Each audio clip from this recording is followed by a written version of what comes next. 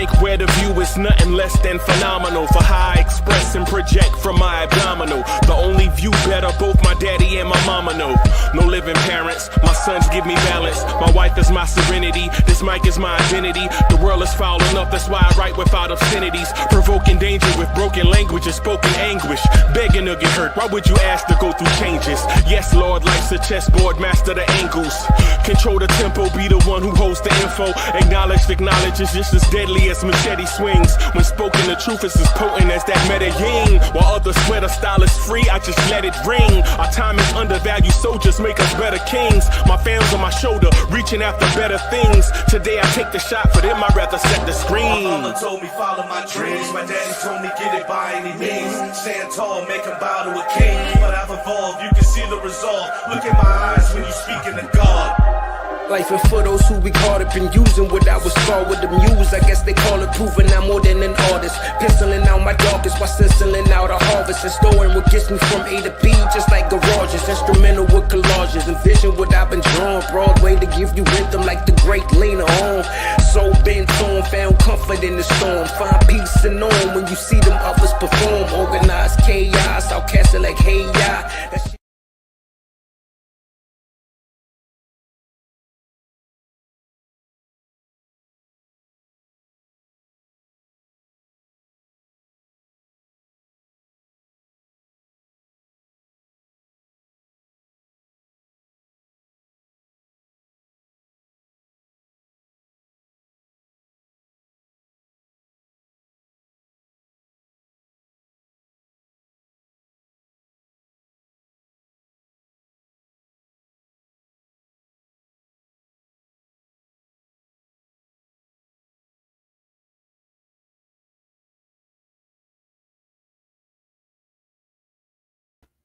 All right, relax, calm down.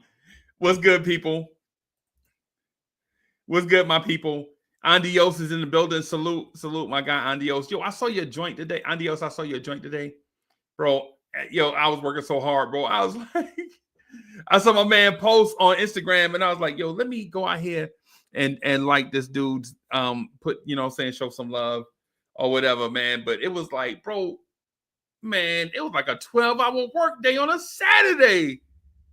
Bro, people be trying. Yo, what kind of world we living in when Uncle Freezie got to work 12 hours on a Saturday, bro? They got that man working 12 hours on a Saturday. What's going on out here in these streets, bro? Miguel P, what's good, man? What's good? Salute to Miguel P. Just Knicks is in the building. Salute. Right? Salute. Yeah, we got a lot to talk about, man. We kind of got a lot to talk about and a little bit to talk about at the same time. Right? We kind of got a lot to talk about. Man, it's like 1 out of 82. I ain't even concerned. Man, I think keeping it a stack, I think Cleveland lost to Charlotte this year or something. Man. In the grand scheme of things, man, I ain't worried about this loss. Like, I'm not worried about this. I'm not worried about this loss, right? Right. I ain't worried. Things happen. I ain't worried. I was looking at the box score, man. I ain't gonna look at the box score. I ain't stunting that, bro. I ain't gonna front. We lost on national TV again. We look bad doing it. Is it frustrating? That, yes. But what do y'all think about the loss tonight?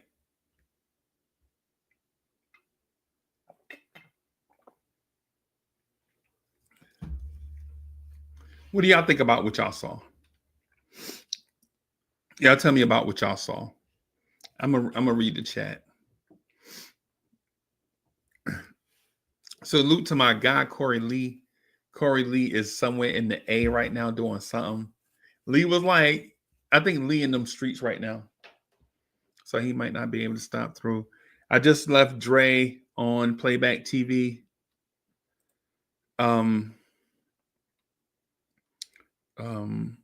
Coach was over there. Who else was over there? Ribs, Wise. Who else was over there? What's over there? Ribs, Wise, Wisdom was over there. HRM was over there. Justo was over there. So it was like a bunch of dudes, man. We just hanging out, just got stuff. D Bucket says, I think we played soft. I don't know. I think Tom Thibodeau got outcoached tonight. I think Tibbs got outcoached tonight. The Lakers used the formula that teams used to use on Randall, and we couldn't even make an adjustment to it. I think we couldn't make an adjustment to it. Like you're doubling Cat, but then nobody's cutting.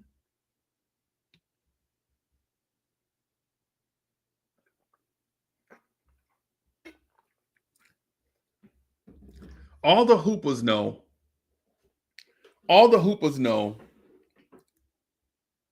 In order to beat a trapping, zoning, bracketing, blitzing defense, you have to make them pay with a three-pointer.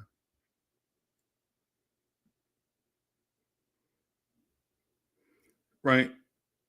That's what it is. When teams do that, you have to make them pay. D Bucket says, I ain't worried about the loss as long as OG doesn't miss a lot of time. I'm with you. I'm gonna put a star by this one so that we can go back and talk to that one. So I have a star by that one, and I'm gonna put a star by this one too. I think they double Brunson in the paint and double Cat as others watched. Yeah, I'm gonna put a star by that one too. Hey, check it out. What's good? Yeah, man. Check it out. What's good, man? Yeah, we hope that OG is not seriously injured. Right? Don't want to wake up tomorrow and be like, yeah, OG is out for such and such amount of time. Right? The thing about the double teams, everybody, when they double Cat or Brunson, Precious can't be on the floor. You just can't have Precious on the floor, Tom Thibodeau. Why is Precious on the floor when you're doubling Brunson at the rim and doubling Cat? Because if Precious is at the rim, that means your cutters can't cut. It's just like when we had Randall and RJ together. Y'all remember what the offense looked like with Randall, RJ, and Mitch? Nobody can cut to the rim. Mitch can't get lobs because RJ man is in the way. Randall is spinning away from the Mitch, bro. Yeah. Yeah, it's crazy, bro. It's crazy.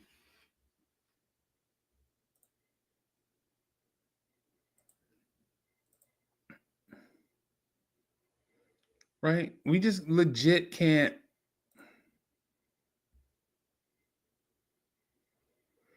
I ain't gonna front, man. I wasn't mad about what happened tonight because I know no NBA team is gonna win every NBA game. But what I will say is that tonight looked like a winnable game and we lost. And I don't know how you account for that.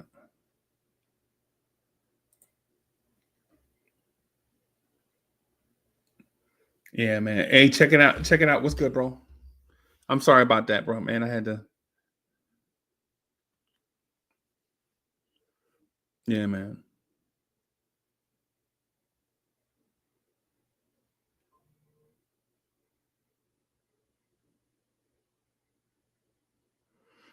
Yeah, man.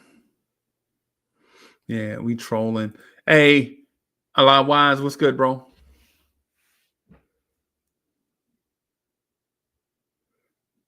Yeah, man.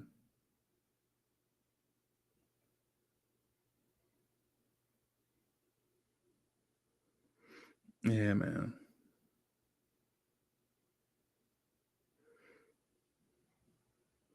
I ain't even gonna front. The OG injury did kind of. I stepped away for a millisecond. OG Anunoby, can I go get water out of the fridge? Why? Hey, Wise is my witness. I legit went and got a water and came back, and OG was in the locker room.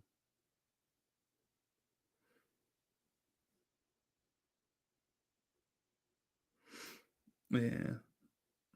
Nah, man, they ain't just Shams ain't, man. They ain't doing it, man. They ain't doing that.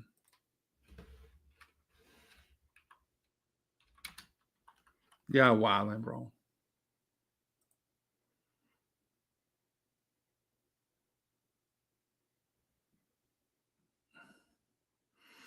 Yeah.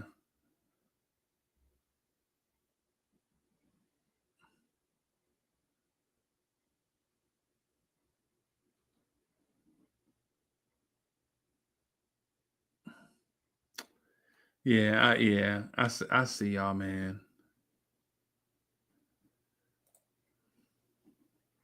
Yeah, it's my fault, bro. I'm mad up, yo. I G up, bro. If it's my fault, it's my fault.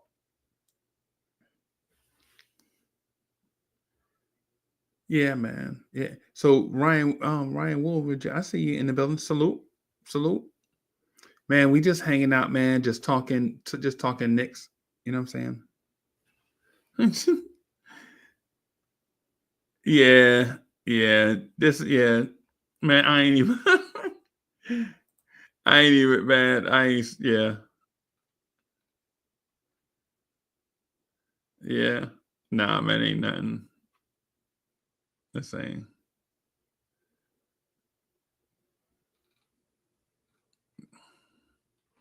Yeah, Luka gonna be a Maverick, bro.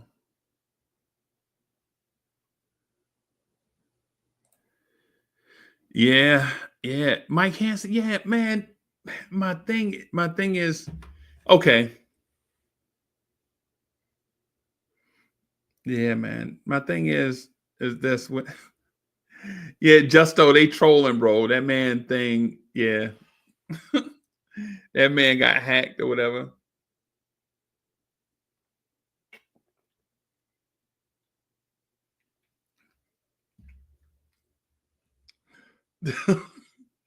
Yo, yeah, y'all wilding, bro. Ain't no way.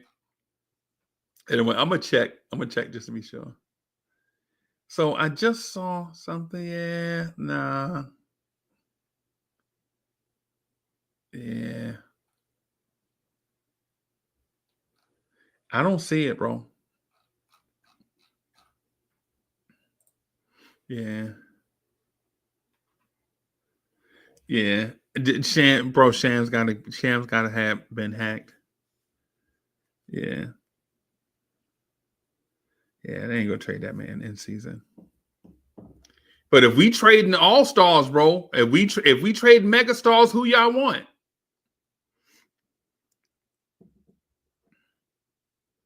If we trade mega stars, who y'all want, man? It says Dallas trading the mega star.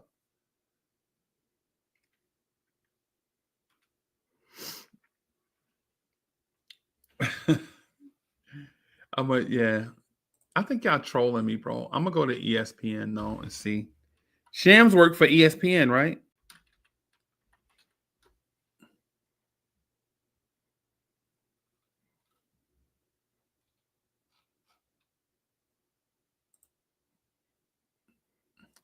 I'm gonna go to NBA on. Yeah. I don't see nothing, man. I'm sorry, y'all.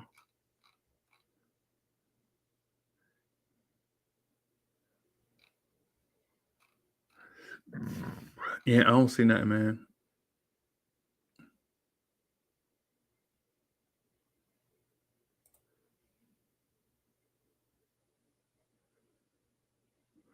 Yeah, I don't see nothing, man.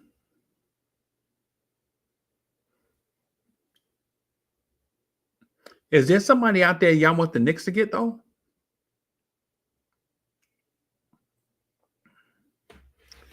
Is there somebody out there y'all want the Knicks to go get?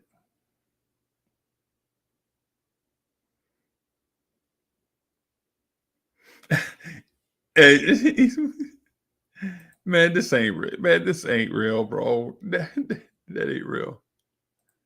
They trolling. Yo, they trolling somebody so hard right now, bro. It ain't even April Fool time. Somebody getting trolled so hard.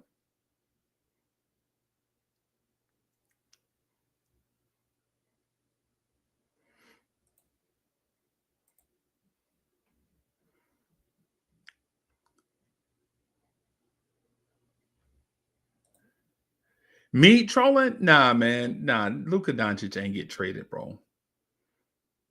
Nah, man.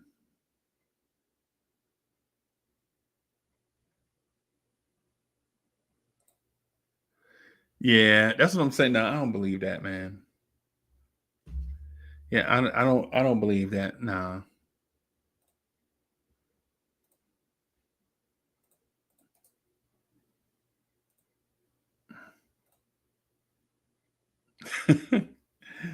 yo, let me. Yo, where's my phone? So on my phone. I'm gonna check my phone right now. Yo, this is crazy. I just got the alert. Yo, this is crazy. Yo, this is crazy, bro. What the fuck? Yeah. Yo, what? This is nuts.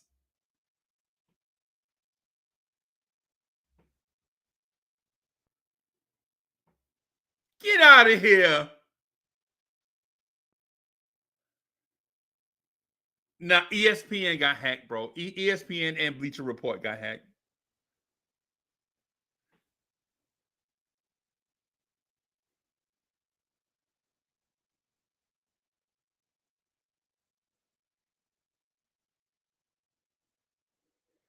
Oh my God. Oh, this got to be the worst day of my sports life. Wilson Ding is in the building. Salute. I got to hit up Rel, bro. I got to hit up my man Rel, bro.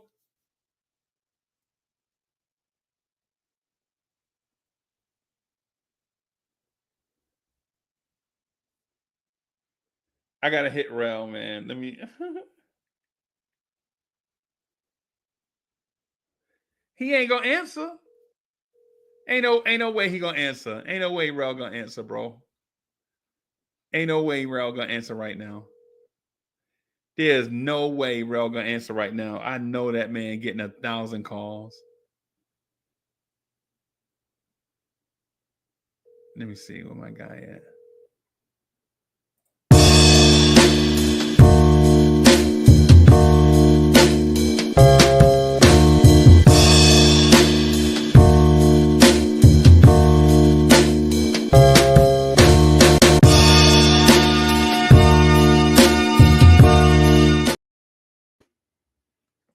Yo, this can't be right, Lee. You heard the news?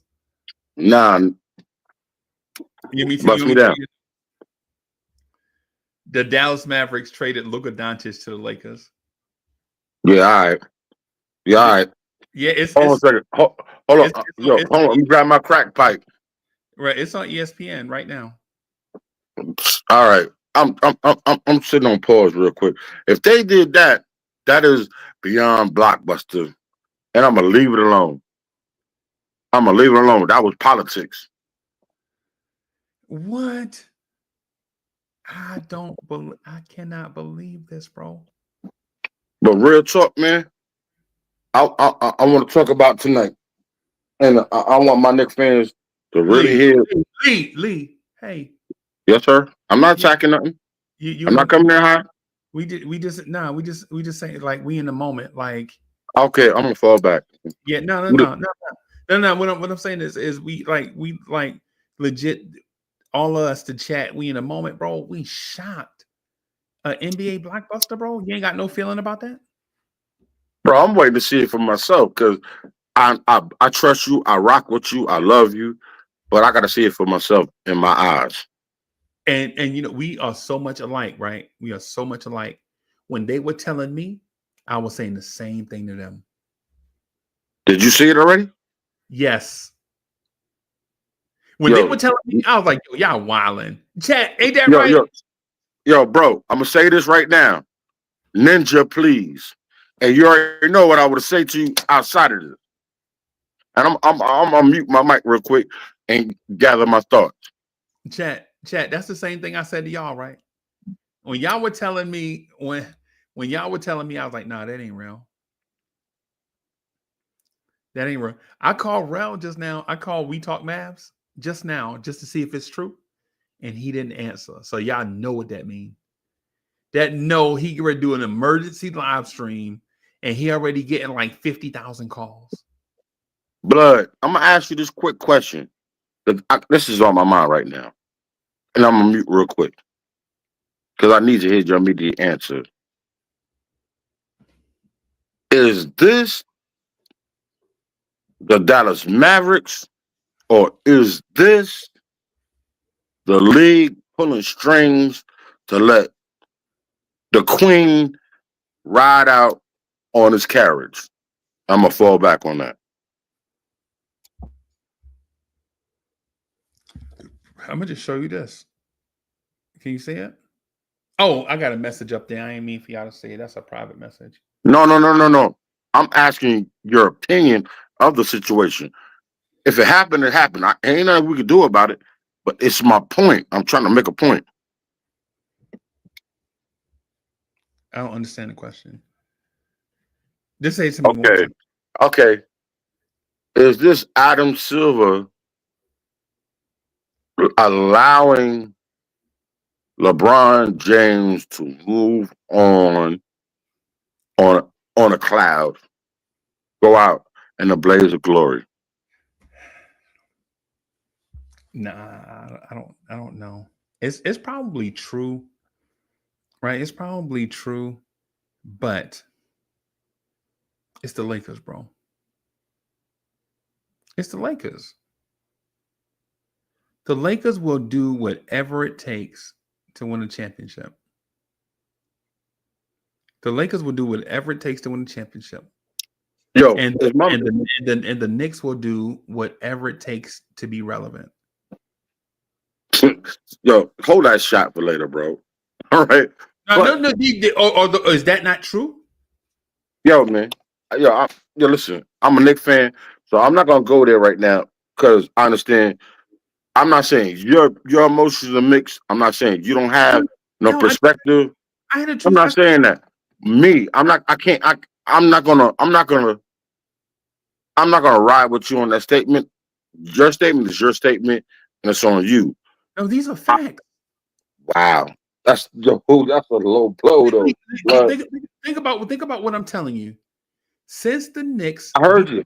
Since the Knicks beat the Lakers in the NBA Finals in the early 70s, who has more championships since that time? Come on, man. You already know the answer to that question. Yo, man. I ain't seen a blood clot championship in my grown life ever. Since that time, right? Think about that's what I'm saying. That's why what I said was a fact. Since the Knicks beat the Lakers in that championship in the early 70s, what franchise won more championships since that moment? Okay, I got two answers to that question. One, you already know the initial answer. Hell no, I haven't. But two, Mark Cuban must be selling the goddamn team and moving to Cuba. Because something going crazy. That right there, I don't get it. I don't get it. But you know, who the hell am I? Can I tell you what I think happened? Preach. Because I trust your opinion. I think legit, and this is Knicks fans. This is how I'm gonna twist it, right? Right? Is it like legit? This is Freezie Rock and CL Smooth, right? This is Freezie Rock and CL Smooth. I think Luka wanted to get traded to the Knicks. Wow. The Knicks don't have room for him.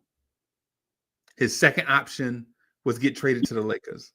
So you running like the Kareem conspiracy, Bro. that's I'm telling Corey Lee with a straight face, bro, man to man. bro. I'm not. Yo, I believe you. You my brother. So you know what I'm saying. I'm listening. You see how to your opinion. How thin I look in the thing, bro. You see your man losing little shedding law. Yo, that's crazy, man. Yo, excuse me. Yo, I really want to put a lot of expletives into the statement, but if they allow that to happen, that's crazy and messed up. But I hope, and with this said, I hope Dallas got a ransom for that. No, they did not.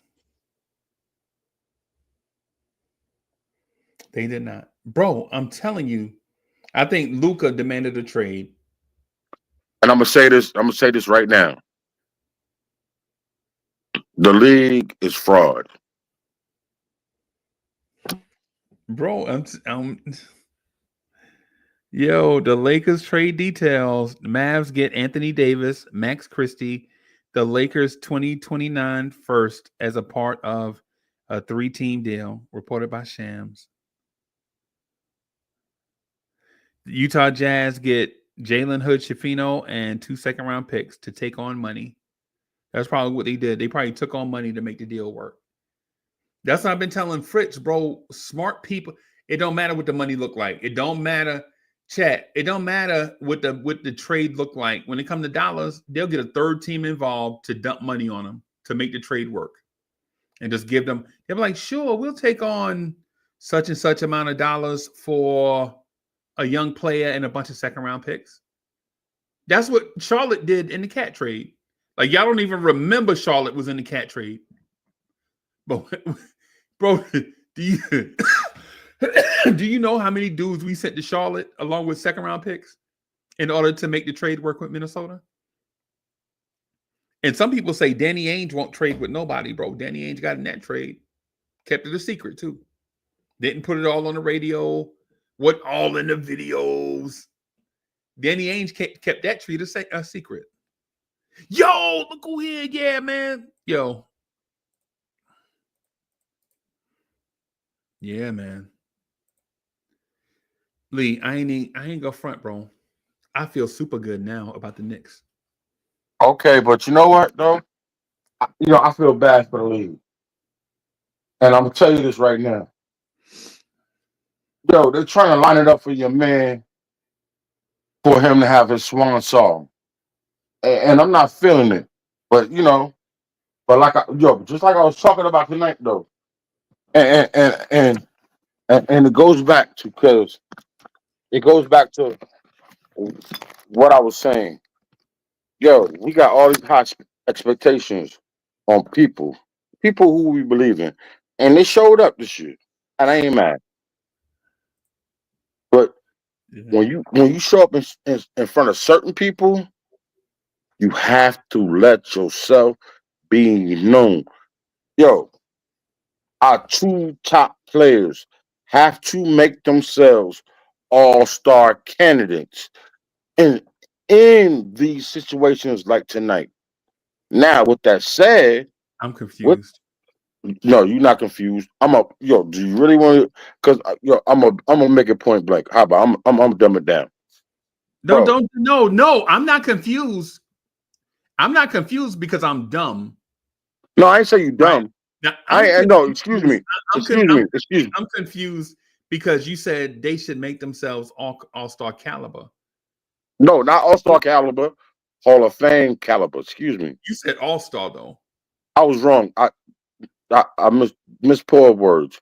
Because really what I'm trying to say is Hall of Famers / MVPs. Yo, tonight was the night, yo, and I ain't mad at nobody. I ain't mad at Jalen Brunson. I'm not mad at Jalen Brunson nor Cat. I can't. You know what I'm saying? I'm not saying they folded. I'm not saying they didn't show up. But the point I'm trying to make is if you're a great player, a la, you know what I'm saying, Kobe Bryant, a la Tim Duncan, a la Hakeem Olajuwon, bro, tonight was the night you send a message to another Hall of Famer like, bitch, hell no. You know what I'm saying? Excuse my language, y'all. But the point I'm trying to make is, listen, I'm proud of the Knicks the last 5 games. They did what I expect them to do. You know what I'm saying?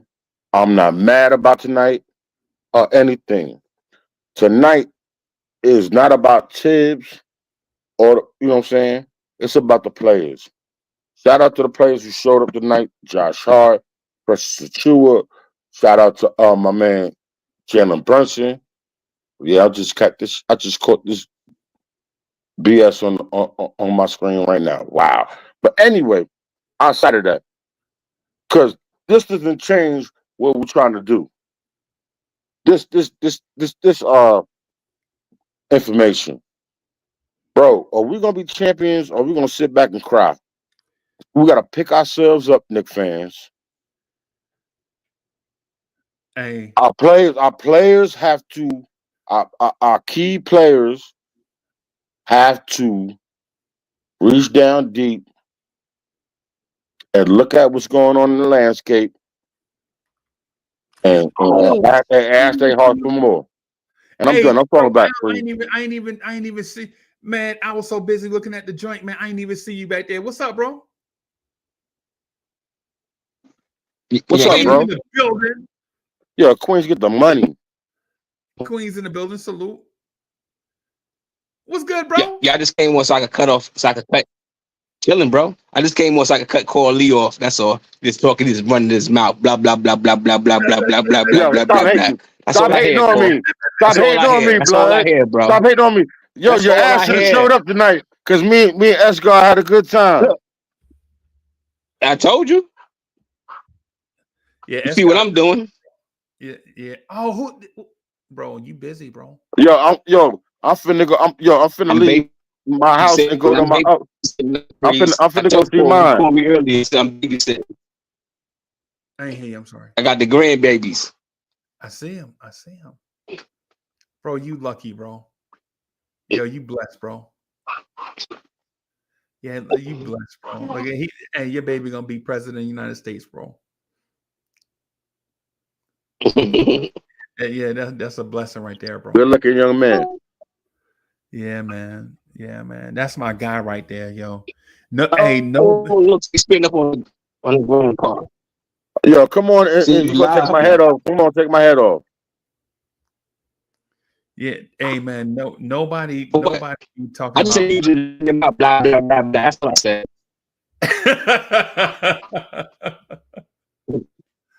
Yeah, that's all I say. Doing what Cole do, right, Freeze? Nah, that's my guy right there, bro. Yo, I keep it. Fuck you, don't play with me. I love him too. It's my bro. Yo, but I love him too. You know what the funny thing is, bro? The Dallas Mavericks offered that trade to the Lakers. The Dallas Mavericks offered Luka to the Lakers. That's crazy. Yeah, that's crazy, bro.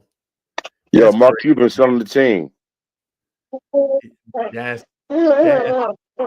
Luka had to ask out, bro. Luka had to be mad with them, bro. Luka had to be mad with them. Recently or before? This now. This is tonight, blood. Right now. Yeah. Oh yeah. Yeah. Wow. Dead ass. Not you. Dre, So that's crazy. you hear me saying blah blah blah blah blah, and it's the reason why I'm blah blah blah. Yo, that's crazy. Who your Bro, source? Who your source, there, Cole? Who your source? The bro, screen I just saw on ESPN. bro, Yeah, it's it's on Shams. ESPN right now, bro. Who the source? Shams. Shams. It's went across the ticker, bro. Shams? And they talking about it right now, fam. They Turn the traded TV on. Wow. 80. They traded 80 to What? Dallas, man. Yeah, bro.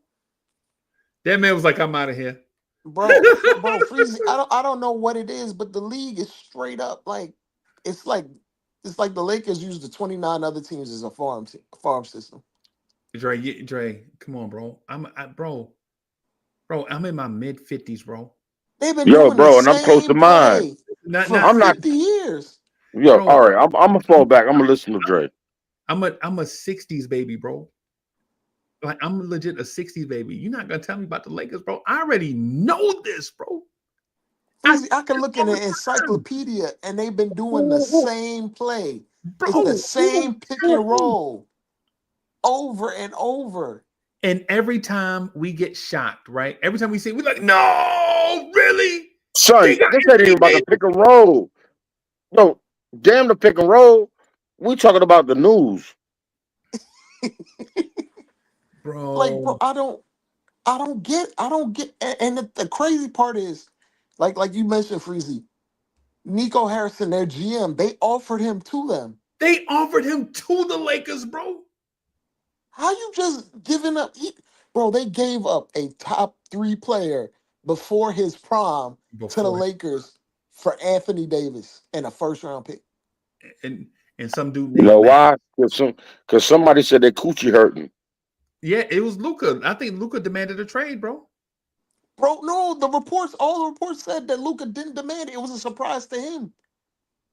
Ooh. So they got tired of Luka? The No, report that I saw, it ain't on Dallas. I think it was on the Lakers. the report that I saw is that Dallas came to the Lakers with the deal. And the thing is, Dallas is in transition with new ownership. I don't know if y'all know that. Mark Cuban no longer owns the Mavericks. No, he don't own the Mavericks. They in transition with new That was my ownership. point. Yeah, and they were like the presser that came out was like they have concerns about Luka's conditioning and ability to stay healthy. They might not want to pay him his max. I think it's the new ownership that pushed that, man. They not trying to do that second apron luxury tax shit. They not trying to do that, bro. Anytime you see new ownership come in, 9 times out of 10, they ain't about winning immediately. There's only one Matt Ishbia. Any other time, when the Celtics get their full thing changed over, when the Celtics do that, the new ownership for the Celtics is gonna go straight to economical You mode. just strip it down. Yep. Yo, but Every still, time you see new ownership, they always strip it down. And right. you know what the first Wow. rule? You know what the first rule? Everybody that went to business school learned this thing. The first thing you learn before you learn your professor name, before you learn where the bathroom's at, the number one rule of business is make money for your stakeholders. Damn, I get that. But what did I just say in the initial part of the conversation where I came at? You know what I'm saying? This man sold a team. Yo, he ain't got no control over it. Damn. Yo, let's move on.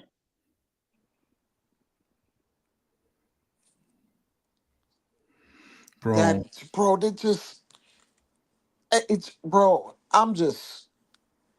There's got to be some sort of conspiracy. There's got to I be, said that prior. bro. Nico Harrison was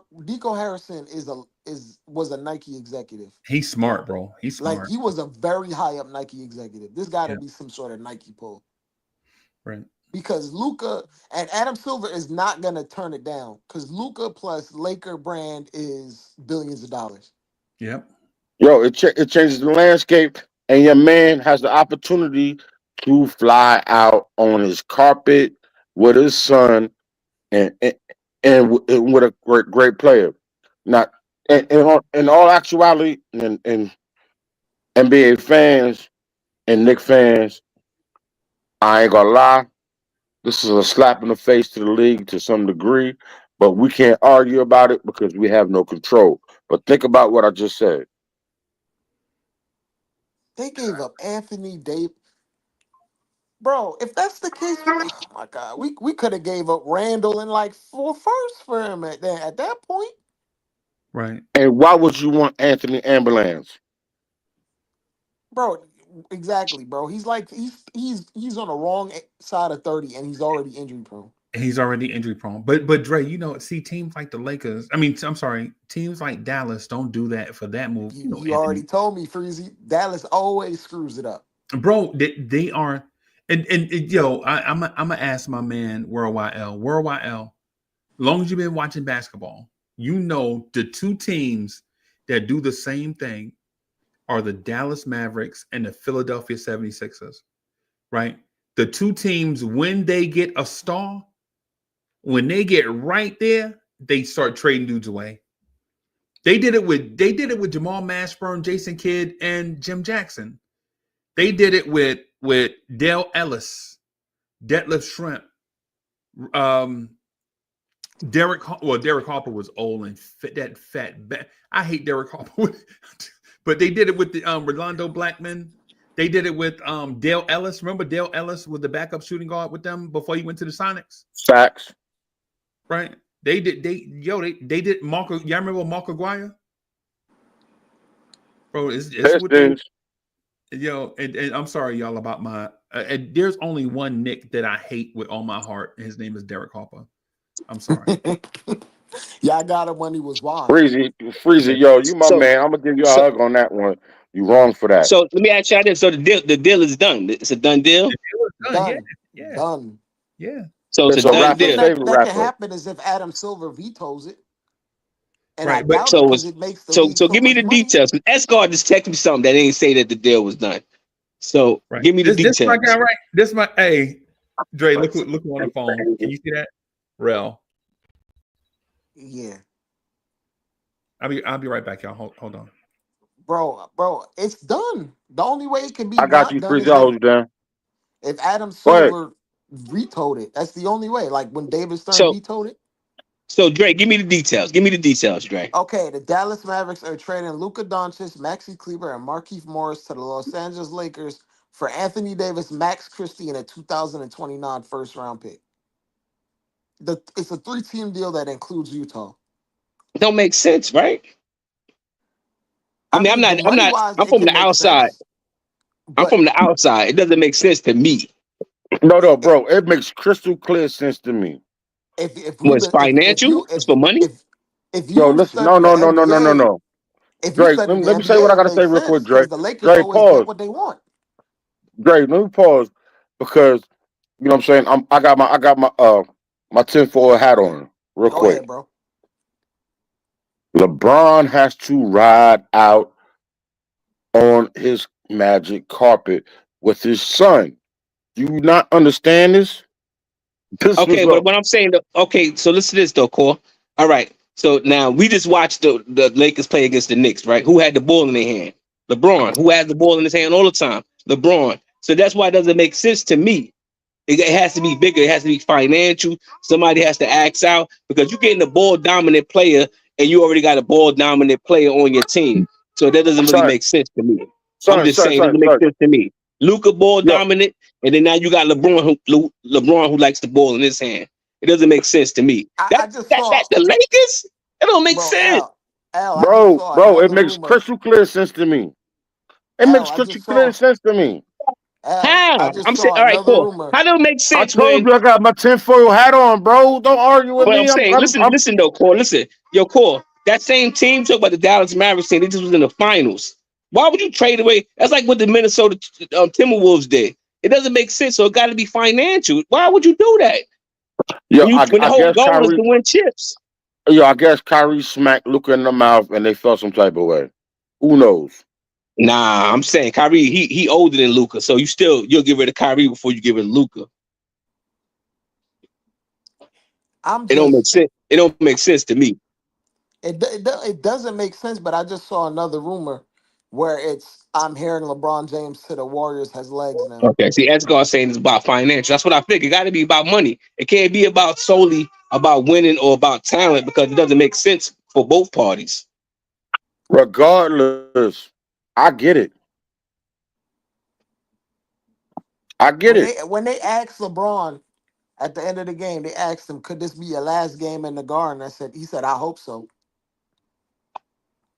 It wouldn't shock me if they traded Bam, LeBron to Bam, the Bam, Warriors. Bam. Before you even said that, did I not just throw that out there, Trey? Yeah, he did. Okay, man. Let's stop being stupid, y'all. Think This is about it. crazy, bro. Bro. Rudy Gobert and McCown went for 5 firsts. Bro, this messes the league up totally. But the Yo, Lakers always get what they want, man. It's just yo, come on, man. They got Kareem when we should have had him. they got Magic, bro. Yo, on a coin flip, how did that happen? Then after Magic, they got Shaq. Listen. After that, they The got point, yo, Shaq for Dre. just bread, bro. Listen, let me say this real quick, and I'm gonna fall back. I promise you, son. Go ahead, bro. Go ahead, preach. If y'all, yo, man, I've been a basketball fan. Yo, I'm a lot older than a lot of people in here, and I've seen some amazing ish. And I'm telling you right now, stuff don't happen for no reason. And I ain't talking about politics or anything like that, or whatever the case may be. It's about the league. I'm telling you something, and I really yo, I'm not questioning the integrity of the league, but I need y'all to understand something. It happens for a reason. Accept it, and now all you got to do is fight through it. Yeah.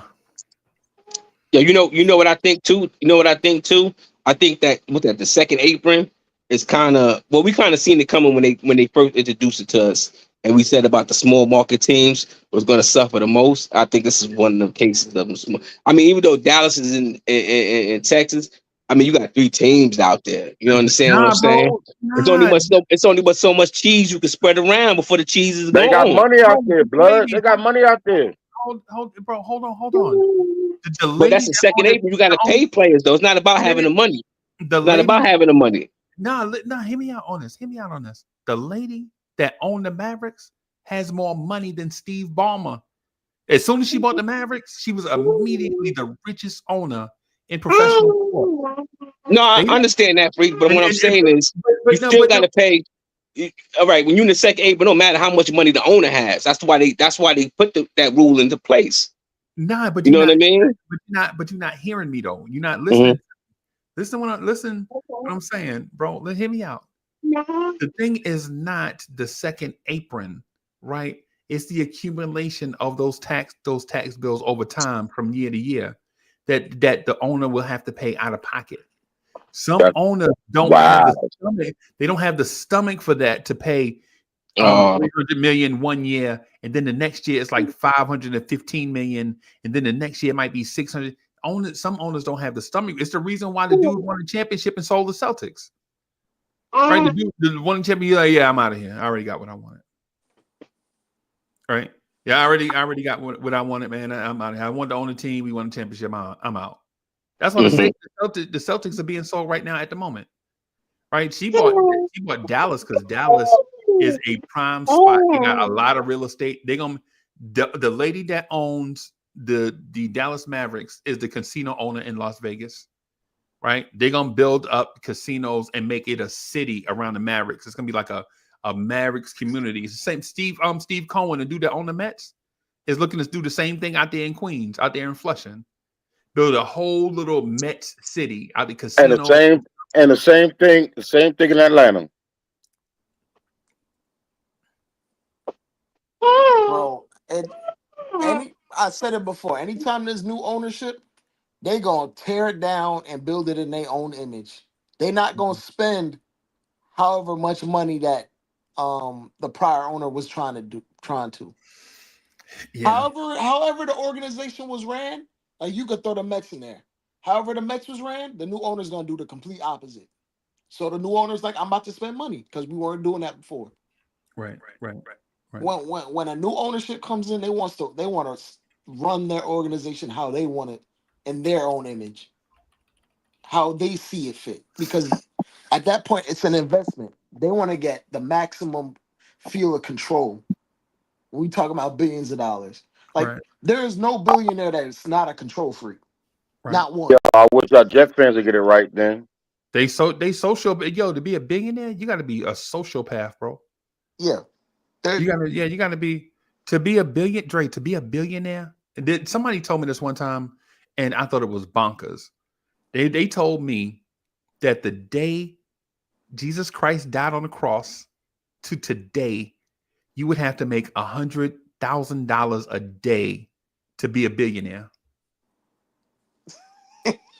Bro, do you know how sick that is?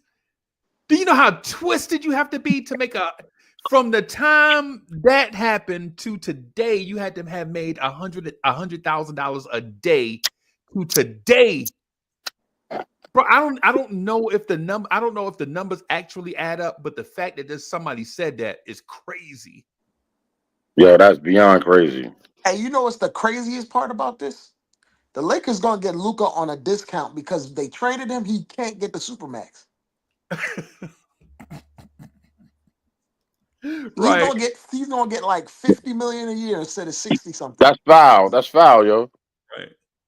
Right. Like his Luka's max extension right now is 5 years, $229. He gonna be making OG Anunoby money. That's crazy. That's great. So who does Dallas trade Anthony Davis to?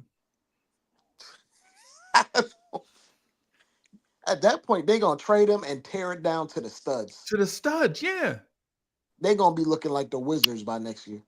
Bro, you know the flip is coming. Who, not this year, but who gonna be the number one pick the following year? The following year? Yeah. I didn't even think that far out. AJ DeBonsa. Yeah. AJ DeBonsa, the kid that went to the Mormon school. BYU. He's going to BYU. Yeah. He's a monster. Yeah. Right? They're gonna waste their time to get a Mormon. That's what's up. No, he not Mormon. He's not Mormon. He just went and got the bags from the Mormons. Yeah, they paid him. No, that's not personal. And I apologize to the Mormons. You know what I'm saying? But I'm just, you know what I'm saying? I'm just ain't trying no to Mormon checking the Knicks podcast, man. You good? Bro, I just talked to my main man Rel, who was like, how you holding up, man? Bro, it's like we're all mourning at the same time. Yo, right? Yo, man. Yo, send them. I'm gonna go over there and send them my condolences. I don't know if they live. I was waiting for them to he live. They bro, what do you go live and say what? And cry? Yeah, you go live and say what, bro? What you gonna do? Nah, man, you gotta, something like that, man. You gotta. This is like us trading. It's like us trading Patrick Ewing in '86. Bro, Zach, bro, I wouldn't even want to be a fan no more. Like, bro, imagine you get a generational top 2, top 3 player. You draft him, you groom him, you trade him before his prime, and then your front office is just shrugging like, right. In your conference to a rival. Not even the rival. The face of the entire NBA. Yeah. Yeah. Hold on a second. This goes not further. only that, they offered it first. They offered it. Yeah. They came out like, yo, hey, I heard you like cheeseburgers. Yeah. Yeah. Yo, if y'all think back and let's use some revisionist history. Yo, Luka could have started off in Atlanta. Yeah, he could have. He could have. I mentioned it earlier, but there's rumors that they trying to trade Braun to the Warriors, and that makes sense. To me, it makes sense. Like, yo, hold on a second, bro. You tear it down and you give Luka the keys to the castle, let him be like Kobe, and you try to win one with him. Because that's all they try to do is get that focal point megastar, top 3 player, and then build around him. And That's what the build. Lakers do. Yeah. Yo, okay, so the Warriors are trying to build Team USA up north, and the Lakers are like just bottoming out. Yo, I just son, You you know how throwing too many many times? variables in my way. Hold on, Dre. Hold on, Dre. What you say, Lee? Lee, finish your thought. My thought is, so you're sending LeBron to slick make a Team USA. You know what I'm saying? With his partner up there, and the Lakers are really bottoming out. Wow, that's different. Hey, go ahead, Dre. I'm sorry. I just wanted to hear what Lee was saying. My bad. Nah, you understand what I'm saying though? Y'all get it? Yeah. It's just like I just read a tweet. Like the craziest aspect, they get Luka on a 30% max, not the 35 that he deserves as a top 3 player. Right. So that gives them extra money to My find brother. a co-star. Right. Bro, this tinfoil You hat see, Corey. Bro, the league is just set up to like they probably hired Bro, Nico. wait, I'm let peeping me all the hold on. conspiracies. Lee, let him finish his thought. Go ahead. They Go ahead. planted. They probably You telling planted me something? Nico. Lee, let him finish his thought. They Go ahead. planted Nico as the GM just so they could trade him over there. Ooh.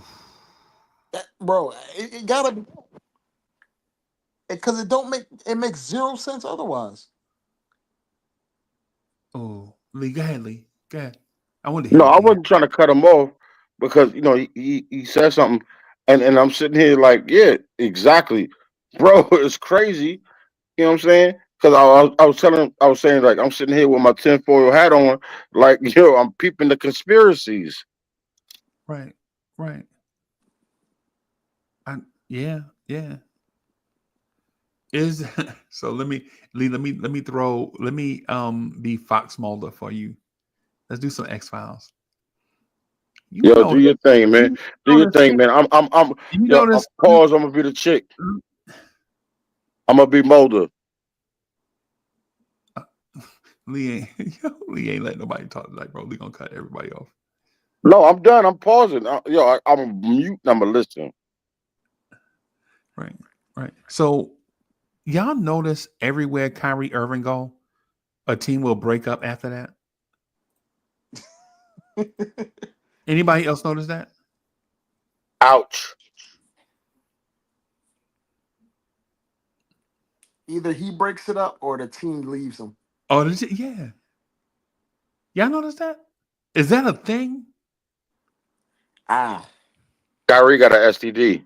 Yeah, it's got to be like this is like the 3rd time in a row, bro. This is what I'm just Freezie. Would you even be a Mavericks fan after this? Considering like Corey said, it is 1989 and you trade Pat. Right. In the middle of him averaging 27, 12, 4 blocks. Oh boy, here come the calculators. Calculators! Mount up. Sometimes it don't make sense except for the calculator. Bro, I already know you got the juicy fruit. Dog. Yo, here come my man with the juicy fruit gun, spreading it out on the corner. He got the juicy fruit. God, man, I was sitting here like, just scenario. I'm like, you know what? I was like, this is probably the worst thing you could do. A franchise, 25 years old.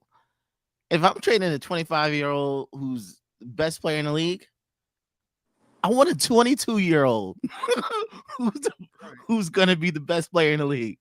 I don't want a 31-year-old. He's 32. 32.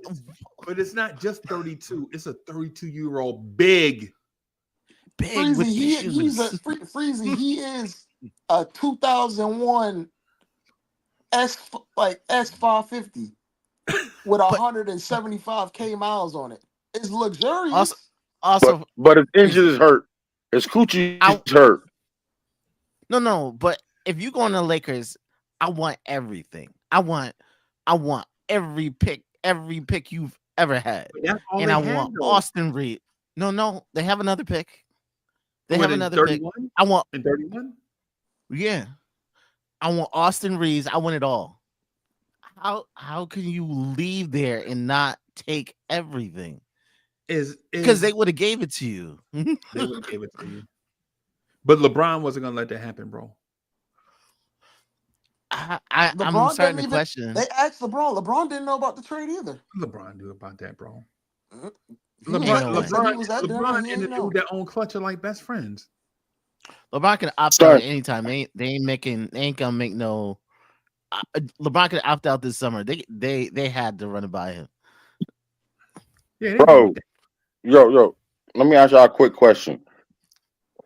Because Dre brought it up earlier. And outside of that, I apologize for my vulgar mouth. But do you really think now, because the trade deadline is coming up, LeBron pushes to get up there, go up north with Curry right now at this immediate moment? No. I mean, what do they have? Can I blow your mind real quick? Can I blow your mind? They got Kuminga and a couple of picks. Can I blow your mind? And another dude. Can I blow your mind real quick? Mm-hmm. LeBron going back to Cleveland. Because Cleveland needs a small forward, and Cleveland has the salary match. Right? Cleveland can give them whatever pick. Remember, Cleveland don't have all their picks either because they traded for Donovan Mitchell, right? But Cleveland can make this trade for LeBron if they wanted to. If they want to. But would they want to mess with that chemistry? Hold on. Let me finish. Cleveland can make the trade if they want to. They have the flexibility to make the trade. They have all them whack Max Strus, Karis LeVert, the other dude type players that make middling money. They can make the trade, right? But would they? And I know that they can't make the trade straight up because what confines by salary. But the thing is there are teams out there that would be willing to be the third team if you hand them first and second round picks. They'd be like, yeah, sure, we'll take such and such money in order to be the buffer in order for you to execute the trade. And the reason how I know this, Charlotte did it with the Cat trade, and Utah just did it tonight in this trade. So to think that a team wouldn't be the buffer would be naive, or you're a hater. I would say naive. No. Lakers don't have those type of assets. We had amassed a lot of second round picks. That's our thing. Like, we've been collecting second round picks left and right. That's why we have second round picks. Lakers don't have it like that. Right. See, but that's the thing. The Lakers don't want what Cleveland has.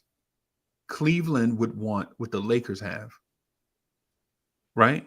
Like the Lakers right now, if you have Luka playing the same position as LeBron, what do you need with LeBron? What's Luka gonna do when LeBron has the ball? Cleveland don't have a lot left after that Spider trade. Like what? They don't. Like what do I have? No, they don't have a lot left. Like, they gave up way too much in the Spider trade. So this is my thinking is Cleveland is in theory the best team in the league. In theory, right? Might not be in practice, but their record says that they are. And they're this close to a championship. And they wouldn't trade for a LeBron when they have a gap in their lineup that LeBron would automatically slide right into and fit. Right? And what do they have the Lakers want? They would send off those salaries that would come. Man, the Lakers don't want to take on long-term salaries and dudes and all that stuff. They'd be jettisoning LeBron, basically. That's my mind. It would it would be a favor because if for sure it wouldn't be for value. It's on like just match the money basically. Just match the money and give us a bit. Yeah.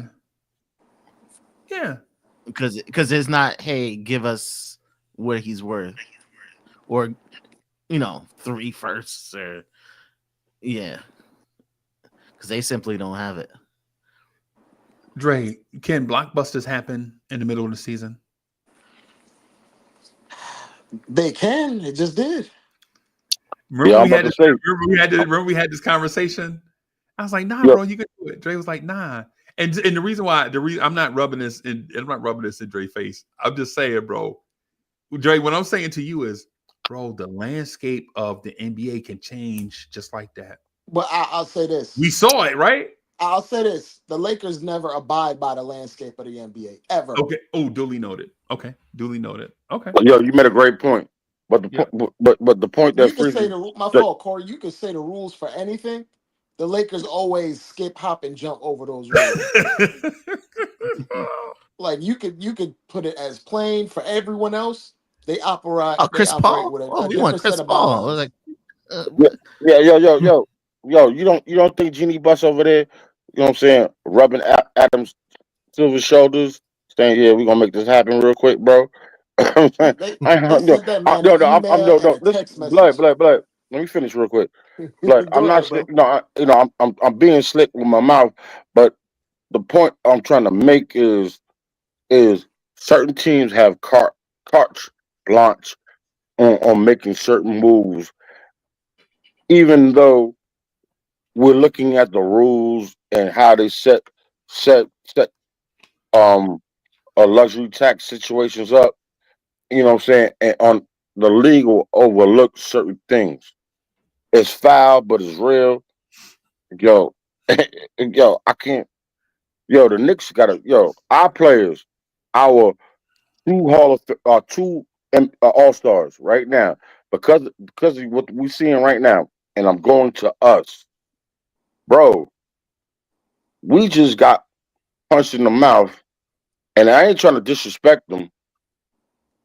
We just got punched with an undermanned team, and they just made a major move right now. My point to our leaders is, yo, step your effing game up and make it happen. Period. Hey Lee, why was this Lakers loss so important to you? There's so many degrees. Listen, and I'm not really, prior to this news, I really wasn't upset. I'm upset, but I'm not jumping out the window. Right, I think he's shooting us to see. Now he's shooting us to get either. Nah, I'm not shooting. No, bro, because I knew you was. No, don't you do that. Don't you do that to me, bro? Don't you do that? No, yes, blood. Why you interrupting me when I'm trying to cook? I'm not disrespecting you. You shooting me the gas because on playback TV, you said definitively, right, that our two stars had to step up in games like this. That's what you said, right? Facts. And then earlier on this show, you said our two all-stars had to play like all-star starters. And then when I asked you, you said not starters, I meant Hall of Famers. No, wait, no. I'm not Hall of Fame MVPs. No, you said all-star starters. And then when I was like all-star starters, you said no, not all-star starters. You corrected yourself and said Hall of Famers. Hall of Famers MVP. On a game that was played on February 1st. Yeah, in fact, yeah, I'm gonna stand on what I say, bro. Because you know what I'm saying? Because you put me in a place, and I'm gonna tell you this right now. Yo, man, I'm not mad at the Knicks on they move. And listen to me crystal clear. I'm not mad on what moves we made.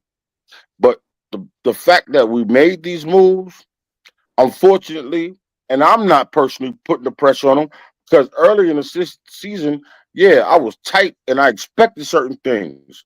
But now, I'm not putting the pressure on them, but I'm still expecting. No, Freezie, let me finish. Let me finish, please. And then you can critique and shoot at me after the fact. My point of it. Listen, I'm trying to make a point, Freezie, please. Lee, you just talked for 7 minutes, bro. And I asked you, why was this game important? Son, I didn't even say I couldn't get 7 minutes in because I'm splitting it with you and Dre. I'm trying to tell you something. Our people, the two people we rely on, the two people that and Dre, this is no personal shot at you, bro. I'm not taking your head off when I say right here what I said. We don't have to worry about certain situations, and this is me, you know what I'm saying, preferencing Dre, because we had this conversation the other night. We have to do much more than what we're doing if we're trying to get to where we're going. The league automatically switched the landscape on us like that. We just lost to this team underhanded like that. We have to listen. My man gonna have to step up his game. And what I'm trying to say is, and I'm talking about the captain, he has to be in a situation where he feels like he is Isaiah Thomas. And I ain't saying he gotta be Isaiah Thomas, but he has to step his game up if he's gonna be who we need to be to get to where we're going to. And I'm not mad at them, but I'm telling you, this is what they have to do for us to get to where we're going. And y'all can refute me, y'all can shoot all your shots at me, but this is real. That's not what we doing. I asked a simple question and you went around the world. No, I wasn't trying to go around the world. I'm telling you right now. I'm telling you, either one of these cats have to be MVP candidates. They have to listen, man. Listen, man. I'm not trying to give nobody excuses, and I'm not shooting no daggers. We need Cat and GD, Jalen Brunson, to be superstars out their mind and lift this team up. Period. Because we don't have, because from what y'all saying or what everybody's saying, we don't have the ammunition on the bench, and that's real talk. And they usually do. They just had a bad game. I'm talking about this, bro. The Knicks are 7-3 in their last 10 games. I'm asking you, why is this game important? And so I'm gonna tell you why it was important. Listen.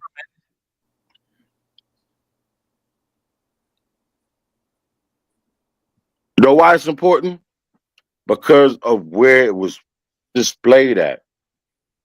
Bro, it's February 1st. ABC.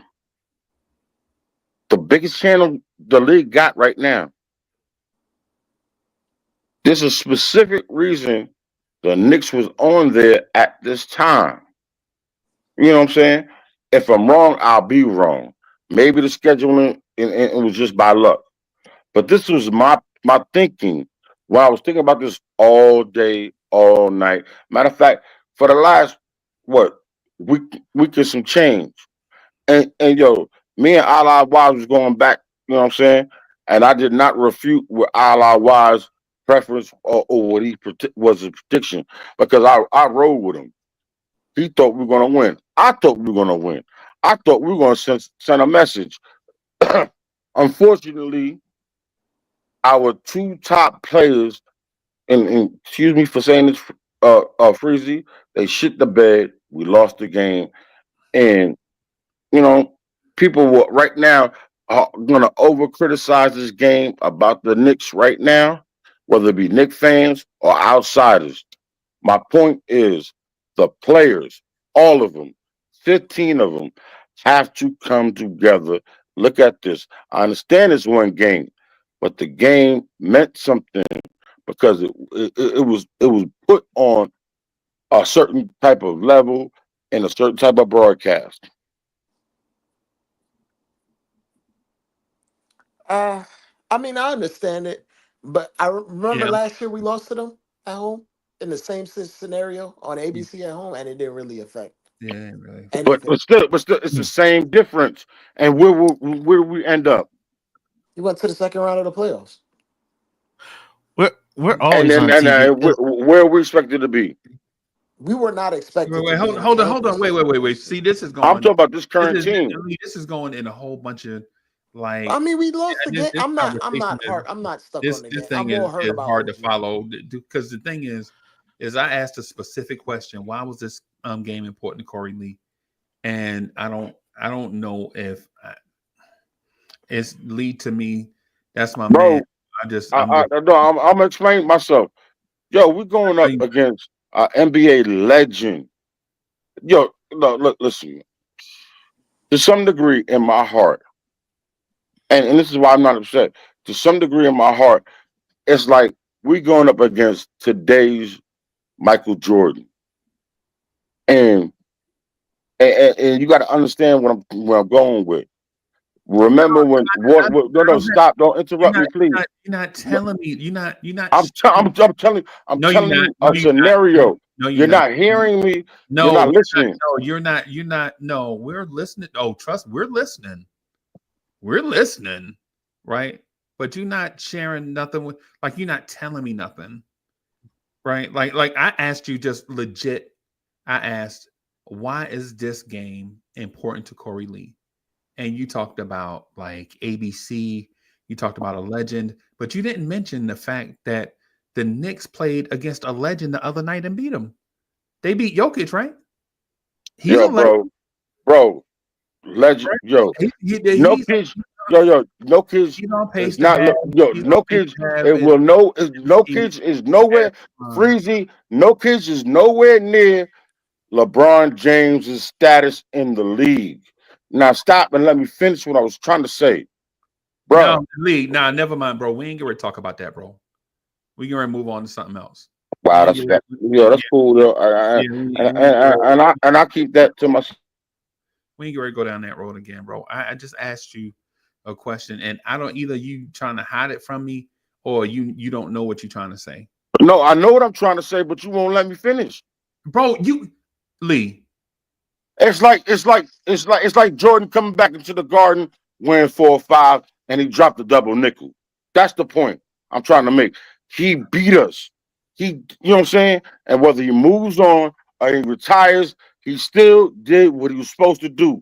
He came into New York and he beat the Knicks on primetime TV, especially when we had a great team. That's my point.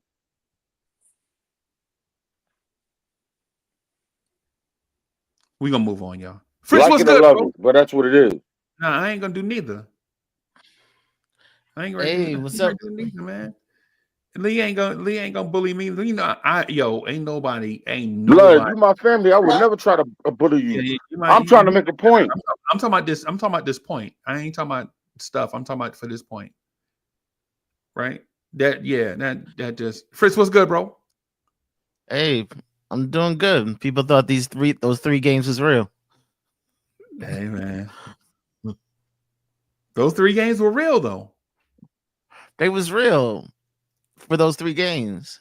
Right. And we always going to be up and down. We're going to struggle. We're going to struggle. It sounds like you hating, bro. And now we're OG. Bro, we won 7 out of the... What do y'all want this man to do? No, it's a game. Oh, it's only acceptable if he win 8 out of 10. No, right, what are we asking for? No, I think I'm just saying a lot of fans took those 3 games and they're like, okay, we're gonna do this for the rest of the season. And nah, it don't work like that. It's a funky night, man. Houston lost to the Nets tonight, bro. Bro, that's what I'm saying. It's one out of 82 games. The season is 82 games. What are we talking about? Unless we woke up as the 96 Bulls, we gonna lose some games. Everybody's gonna lose weird games, bro. Yeah. Everybody. I understand that. I agree. But my point is, this was our opportunity to really build the team around and step our game up and make everybody better. That's my point. We're going to have another one next week. Same ABC against the Celtics. And we win that game. We're not even thinking about this game. Yeah, y'all could be like, Tibbs is the GOAT. You know what I'm saying? And the same thing goes for that. The same thing goes for that.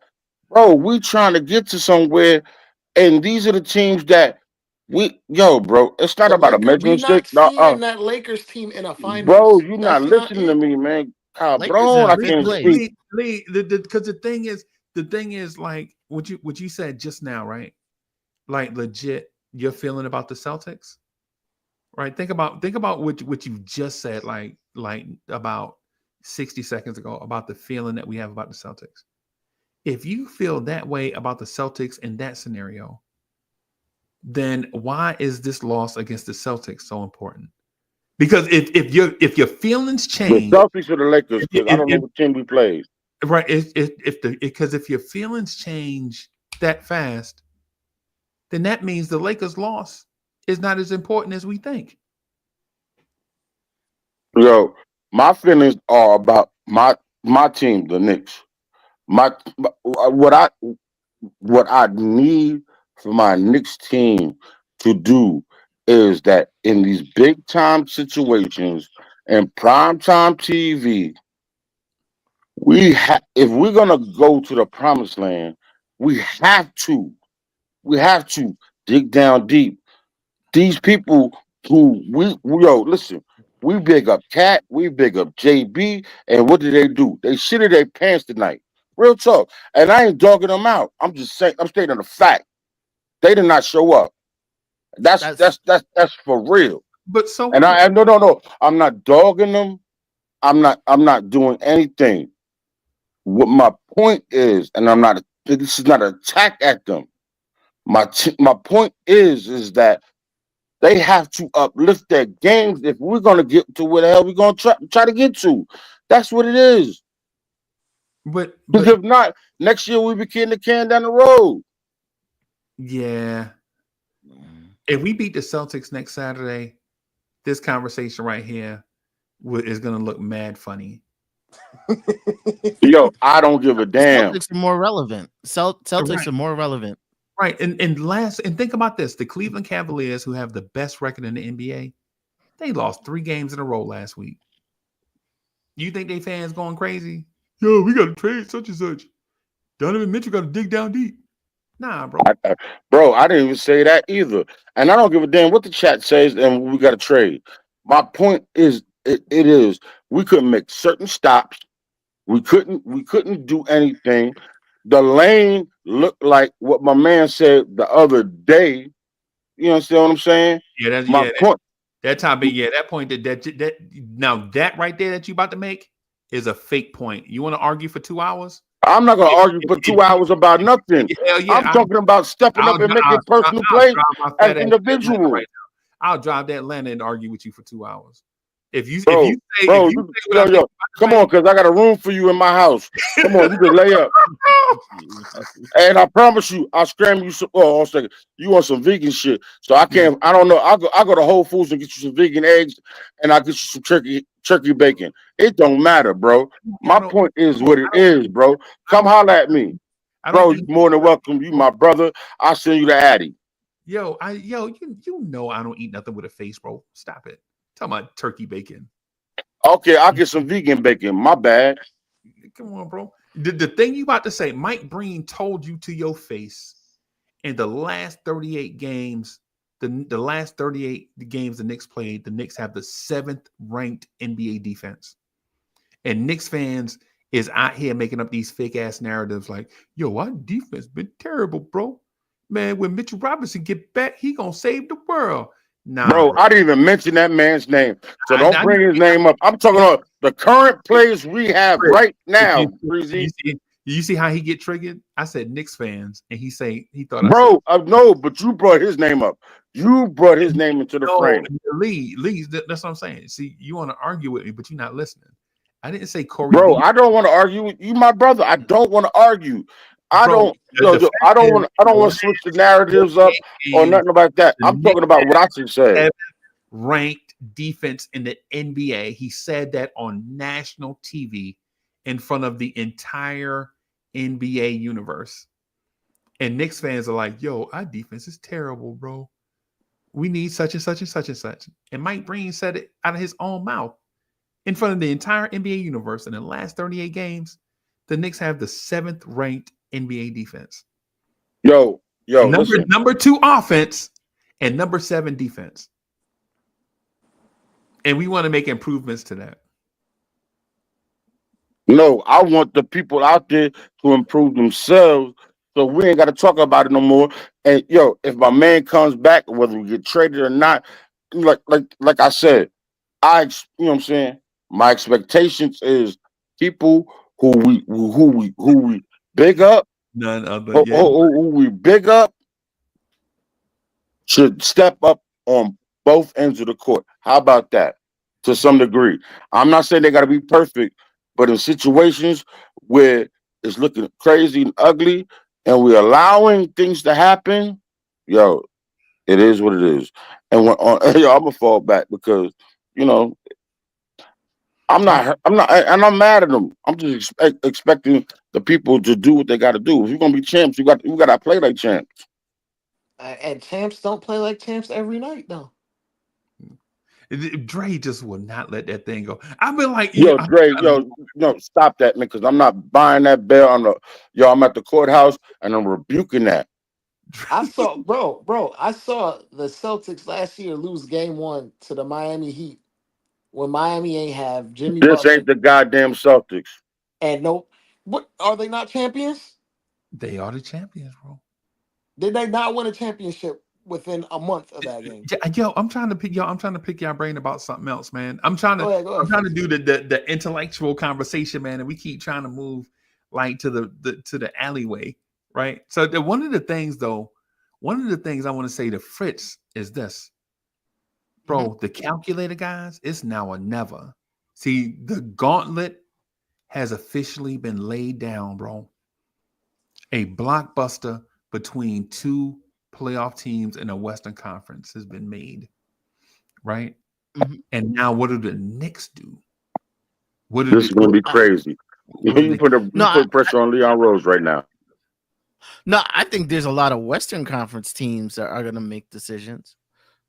I think there's a lot of, for us, I don't think this is our best year. I think this summer we probably have a better, we have a window to make an impact. But this why right, we call right now, because y'all stay doing analytics for the future and nothing about the present. Well, Freezie, unless you're trying to trade Brunson, Dre, you said or Cat or OG off his max contract, I'm not sure what blockbuster you're looking forward to. Right. You're saying you're saying like a legit playoff team that's salary strapped can't make a major move. No, you can. Are you doing it though?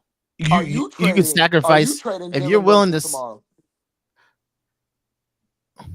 Are you trading Carl Towns tomorrow? I've heard him. I've heard Freezie say some things. I've heard Freezie say. Yeah, you know me, bro.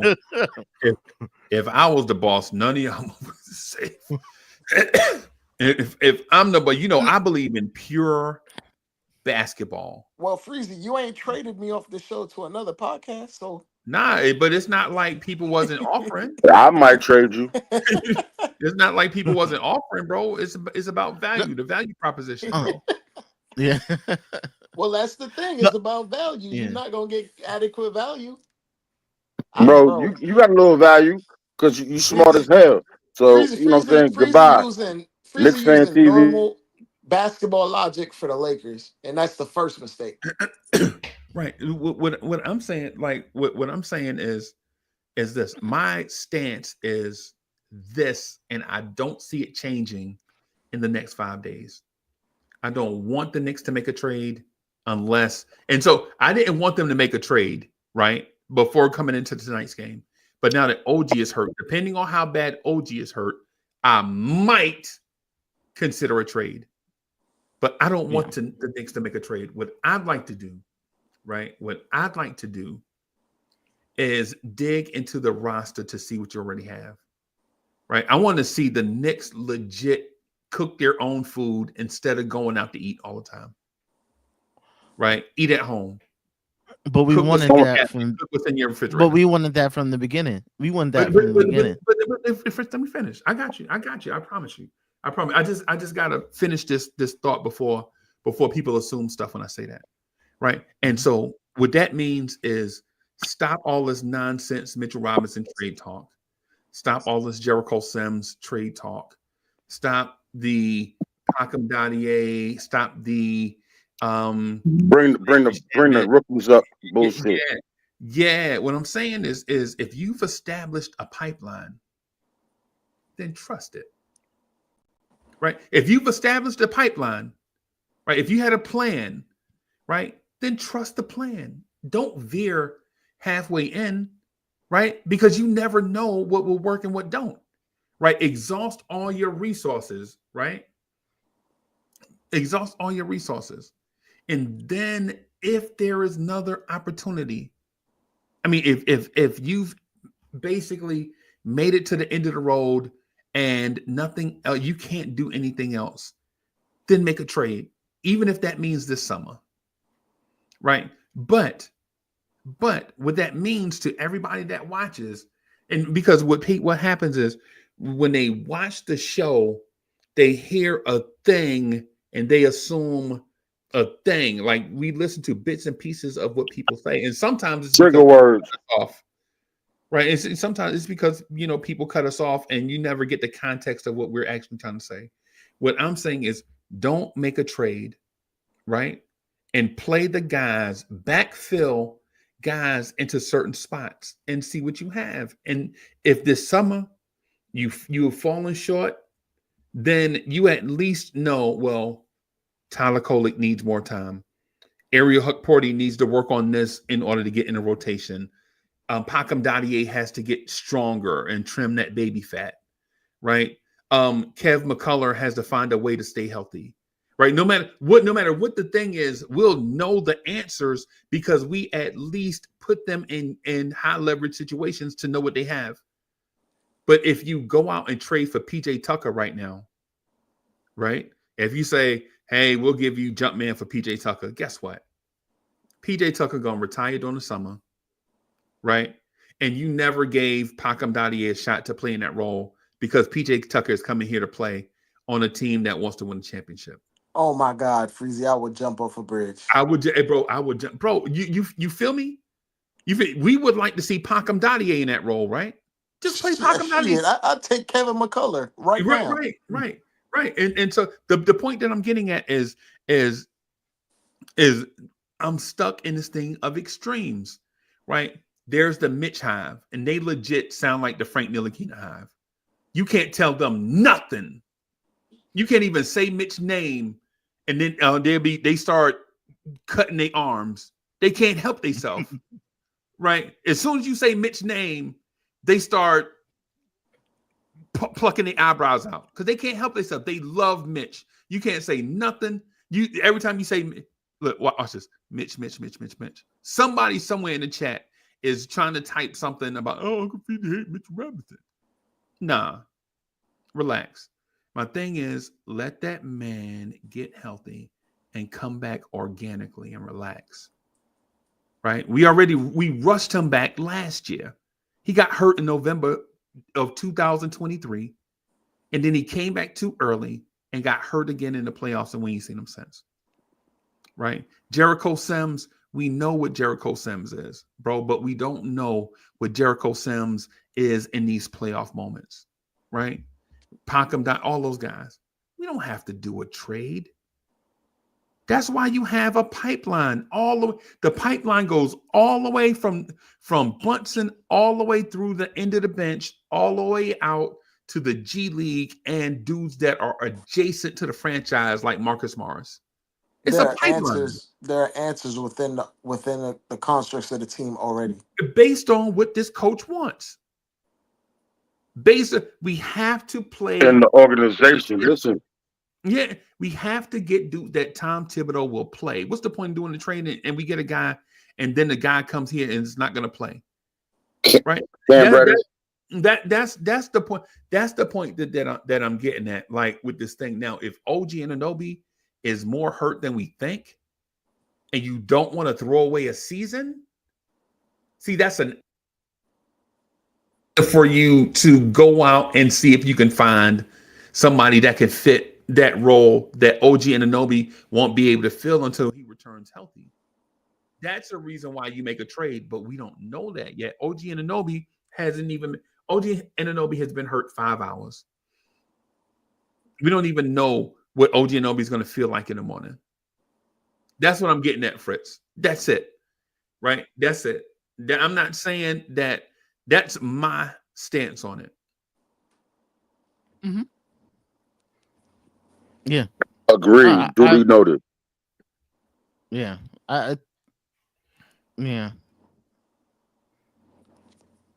Yeah. I've always wanted like them to play Dadier and at least give him that time. But that ain't the way they've been rolling. Right. But this is the Knicks, and we don't live in the fantasy world. We are in the world of right now because of the moves we just made. In all intents and purposes, if we're going for the chip, we can't half step, bro. That's what I was trying to say earlier. Yo, man. Yeah, you have to save something for the future. You can't put all your chips in the middle of the table, and for the next 5 years, The Lakers just did. You look like the Sun. You look like the Suns. The Lakers who are didn't, just though. doing crazy stuff. The Lakers didn't, though. They didn't even use all their picks. This is why I knew they didn't use all their picks. Yeah, that's why I was kind of shocked.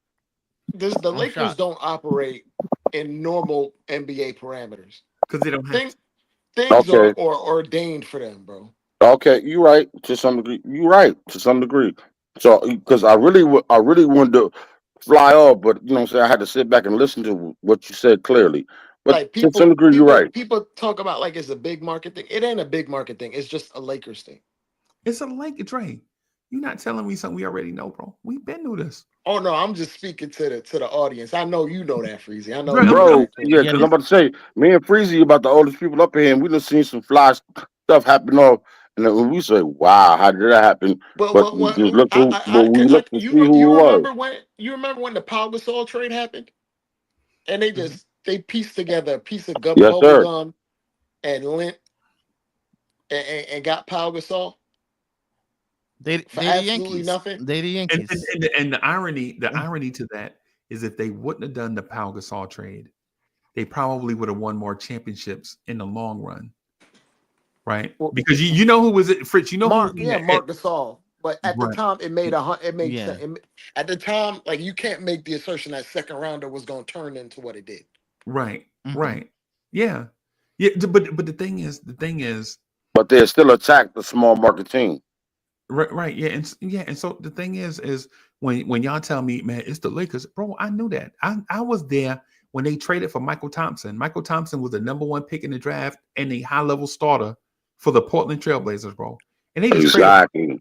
It was like, hey, we need a power forward. Just go get Michael Thompson. Where you gonna play him at? You got 3 power forward. We just bring him off the bench. And you're like, you gonna bring Michael Thompson off the bench? Y'all crazy? Yep. Bro, they traded for Bob McAdoo. And he was the backup center for real. How did they get big game James, Freezie? And they had James Worthy. and the starter was Kurt Rambis. James Worthy took Kurt Rambis' spot. And they had 2 dudes, bro. And then they messed, bro. It's like Lakers. Like when you said, oh, teams made that big team deal. I'm like, give me something else that ain't the Lakers. All right. Now, if I see that Jimmy Butler deal go across that ticker, then you have something. Right. But when you say the Lakers, to me, they got literally the guy that's going to be viewed as the face of the league for the next decade. Yeah. Hopefully. For 32-year-old Anthony Davis and a first-round pick. We could literally trade our entire first starting lineup and they wouldn't make it go through for Luka. You know that. And you know what's funny about it? The Mavericks were going around scouting teams to be the 3rd team. So they were zeroed in on the Lakers only. Yeah. They were not fielding offers around the league because if they did do that, they would have gotten better offers than that. Yeah, they got better offers than that. So this is purely a Yeah. Lakers league ordained type move. Like there is no other way, logical way to explain it. Yeah. If you want a win now package for Luka, another team could have gave you that. You know what? You know what the most fascinating. You know what trade Houston? You know what Houston would have did for that? Everything. You know what the Spurs would have did for that? The funny thing to me is, do you know what Oklahoma City would have did for that? And they traded it. And the thing is, they traded him in conference, so they're gonna see him 3-4 times a year anyway. Yeah. And we talking about like, yo, these deals happen and we idle. No, we not idling. The league is just set up to just let the Lakers use everyone else as a farm system. Yeah, but we know. It's just so frustrating watching it happen like in real time. You never heard the Kareem Abdul-Jabbar story then about the double-sided coin? Yeah. Bro, preach it to him. Let him know. And the Knicks legit knew it was a fraud, right? The Knicks found out in 1980, I think 1982. The Knicks found out that David Stern. Remember, Larry O'Brien was the commissioner, and his deputy was a dude named David Stern. Who flipped the coin? And David Stern had a double-sided tails coin in one pocket and a double-sided heads coin in another pocket. And he said, Kareem, you choose. And Kareem said heads. And he went into the pocket with the heads coin and flipped it. And Kareem looked on the carpet and saw heads, and he went to the Lakers. He had no idea that he was going to lose that coin toss regardless. Right? And the Knicks found out in 1982, and they were going to go public with it. But the NBA didn't want the Knicks to go public with it because they just signed a deal with this up-and-coming broadcasting company out of Atlanta called TNT. Yeah. And TBS. It was TNT and TBS. TNT and TBS, right? And remember, in 1982, they were just trying to come off this thing called tape delay, right? When the NBA Finals, you had to watch the NBA Finals 11 o'clock at night after the 11:30 at night after your late local news. You can watch so they were just coming off of that. And if now the drug scandal. Yeah, and if the Knicks would have said that then, it would have ruined all their TV contract and all that stuff. So they went to the Knicks and said, I'll tell you what, we'll do you a favor, right? We'll get you the big man that you want, right? And then 2 years later, the Knicks get Patrick Ewing in a setup lottery. That's the entire story from beginning to end. The ice cold envelope. The frozen envelope, right? That's why when Dave DeBusschere was there all nervous. Dave DeBusschere, everybody knew in the tri-state area of the rumblings that the Knicks were about to do something, right? Like, how you gonna let Kareem go there, and then you're gonna let a team try to move a team into our city, try to take our money and all these different things. And so what I'm telling y'all is, bro, the Knicks have been getting screwed for years. This is not a natural occurrence. This is part of it. They have to prop up the LA teams, right? They have to no matter how big Golden State gets, right? Golden State can win 10 championships in a row, and it'll be equal to the Lakers winning 3 championships. Right? No disrespect to Golden State. Right? It's just you're not going to build anything in Oakland, right? Nobody's buying houses in Oakland. Nobody. And listen, I love the Bay Area, right? But ain't nobody building. But as a matter of fact, their teams are leaving. Golden State play in San Francisco now. Where the A's play at? Fritz, the A's are about to leave too, and the Raiders are gone. Sacramento, right? And the Lakers are moving to Vegas. Yeah. Freezie, I gotta ask you a question. If you drafted 2 Hall of Fame guards in the same draft, the NBA is turning to the WWF. Hold on. If you drafted 2 Hall of Fame guards in the same draft, and they not on your team in 6 years, what are you doing? They drafted Luka and Brunson in the same draft. Hold on a second. No, they didn't. Atlanta drafted Luka and traded. Yeah. They traded up to draft him. They traded up for his rights. But either way, even if they swap rights, Trae Young is still a borderline Hall of Famer. Yeah, he's gonna be a Hall of Famer. Yeah, he's gonna be a Hall of Famer, but he ain't gonna be Luka. Yeah, he ain't gonna be Luka Hall of Fame. Like hell, Trae might not even be Brunson. Right, but the point though, duly noted. The point is duly noted, right? But the thing about it is regardless how much certain teams do, if you're the Knicks, no matter what you do, it's an uphill battle because the Knicks have battled for years to keep intruders out of the city. They finally lost when Brooklyn moved within the city limits. The NBA never wanted the Knicks to exist to take the lion's share of the biggest media market by themselves. Because no matter they didn't want to be a solitude team. Right. No matter how much money the Knicks make in the city, they'll never make what two NBA teams in New York City will make. Right. Think about that. The Knicks had made an all-time high at Madison Square Garden. The entity made an all-time high in money this year with the Knicks and Rangers, right? Even with that said, Brooklyn is not even selling out, and they're making money hand over fist. And you know who the winner is of that? The NBA. The league gets a share of all that. Yeah, all the they'll put one in Long Island if they could. Yeah, they'll put one in Long Island if they could. Yeah, and you notice even the Islanders move closer to the city. Y'all notice that, right? Mm-hmm. Yeah, remember they used to play it. What's it, Lee? What did they used to play at, bro? Nassau Coliseum.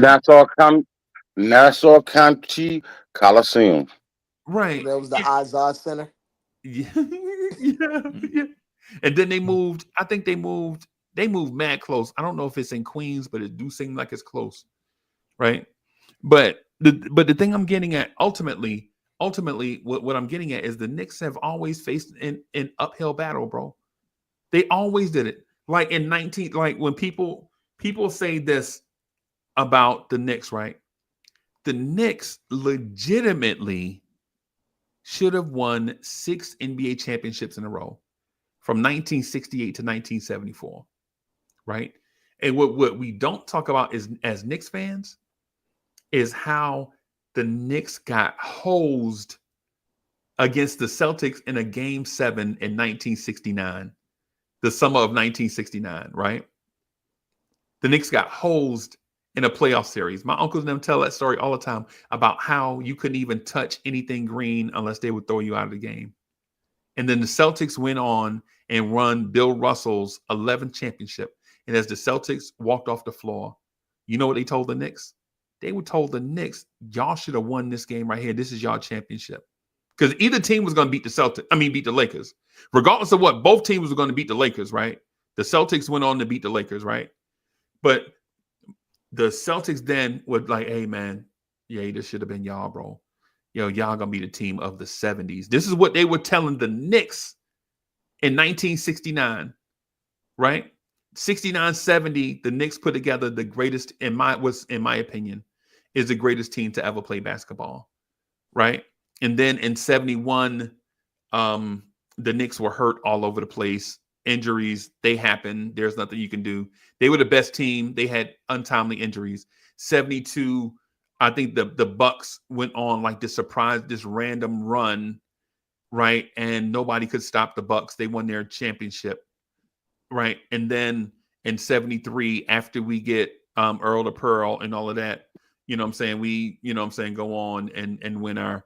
But there was a stretch where from 68 to 74, we could have won all those championships. The Knicks had the best roster in the NBA.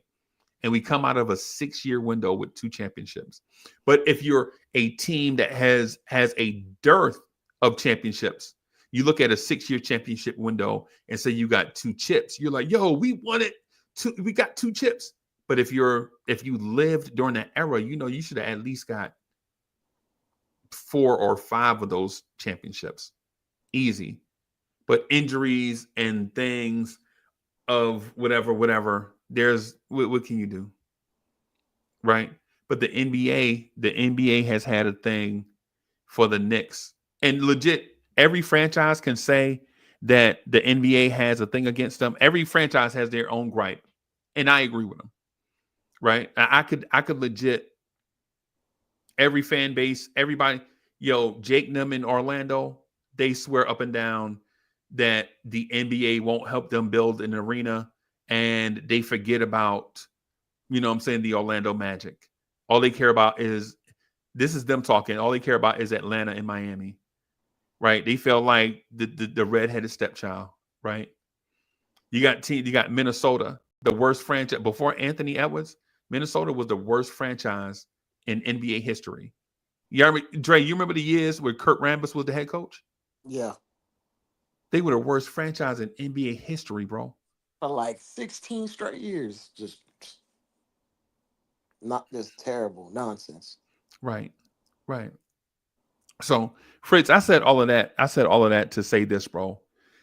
If you're the Knicks front office, you have to legitimately look yourself in the mirror and be like, is this our year? And if this year is our year, you got to be like, man, fuck them kids and all them draft picks. And go get guys. Excuse my language, y'all. Excuse my language. I know that's strongly worded, but but that's direct and it needs to be heard. Accurately worded, but at the same time, RJ gone, quickly gone, Obi gone, Grimes gone. No, why are you gonna mention them? Because you better make your point quick. But 5 first-round picks gone for Macau. Right. They they took that stance. They just like, there's 10% left.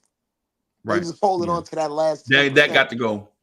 I'm coming right behind you, Dre. No, Freezie, I see what you mean. Like, you at this point, you need to be Isaiah.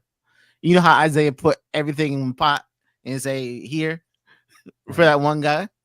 Right. That's what it would take. Like, where you just took every asset we had and pushed it to the middle of the pile and say, I need that guy.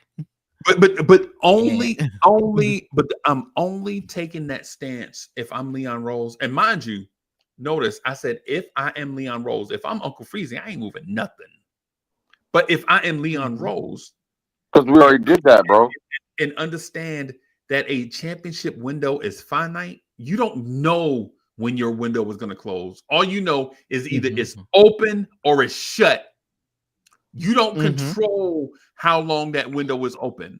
You either know, hey, this is our time, or it's not, right? And if you're Leon Rose, and if you think that window is open, you gotta be like, man, I don't give a damn about no draft picks and these kids in 3rd grade.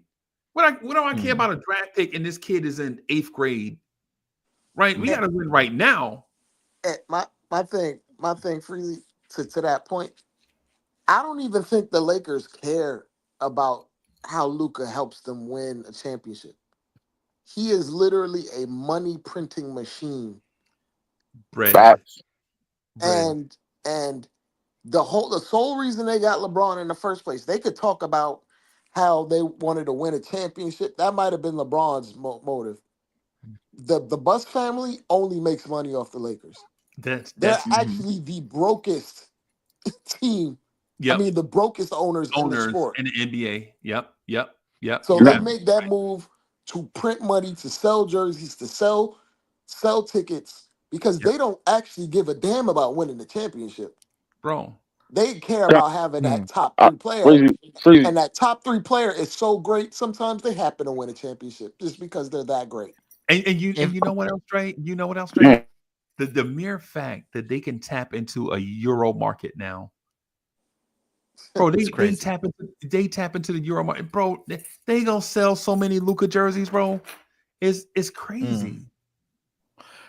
Bro, that's literally that's $10 billion over the next 15 years of Luka. Yeah. Can I say something real quick? Go ahead. This is why I'm trying to say, as athletes, and they know the politics of the league, bro, you got to you have to fight through this in order to get to where you want to be. I understand the narrative and where it's steering it to go. But if you're trying to get a chip and you know this, you have to do everything despite what people think, as well as the league. They're gonna if the Lakers could make Luka just lose 30. You know what's Bro, gonna do you happen? know how hard it is to lose 30? But you know what's gonna But happen? in Dallas couldn't motivate him to do it. But Bro, do you if know the how hard Lakers, it is? Bro, you know what they maybe about to new do? place. They about to trade for Zion. They gonna rock with Luka. The Luka and I Zion wouldn't doubt it. playing. Bro, I wouldn't doubt it. The Luka thing is literally Shaq all over again. Yeah. It's Shaq all over again, generational talent, about Yeah. 23, 24, 25 years old, coming off of a bunch of all NBAs, just went to the finals. Yeah. You feel me? Yeah. Basically, Everybody's like, Shaq ain't leaving. They're like, Shaq ain't leaving. Yeah. Shaq was so gone, bro.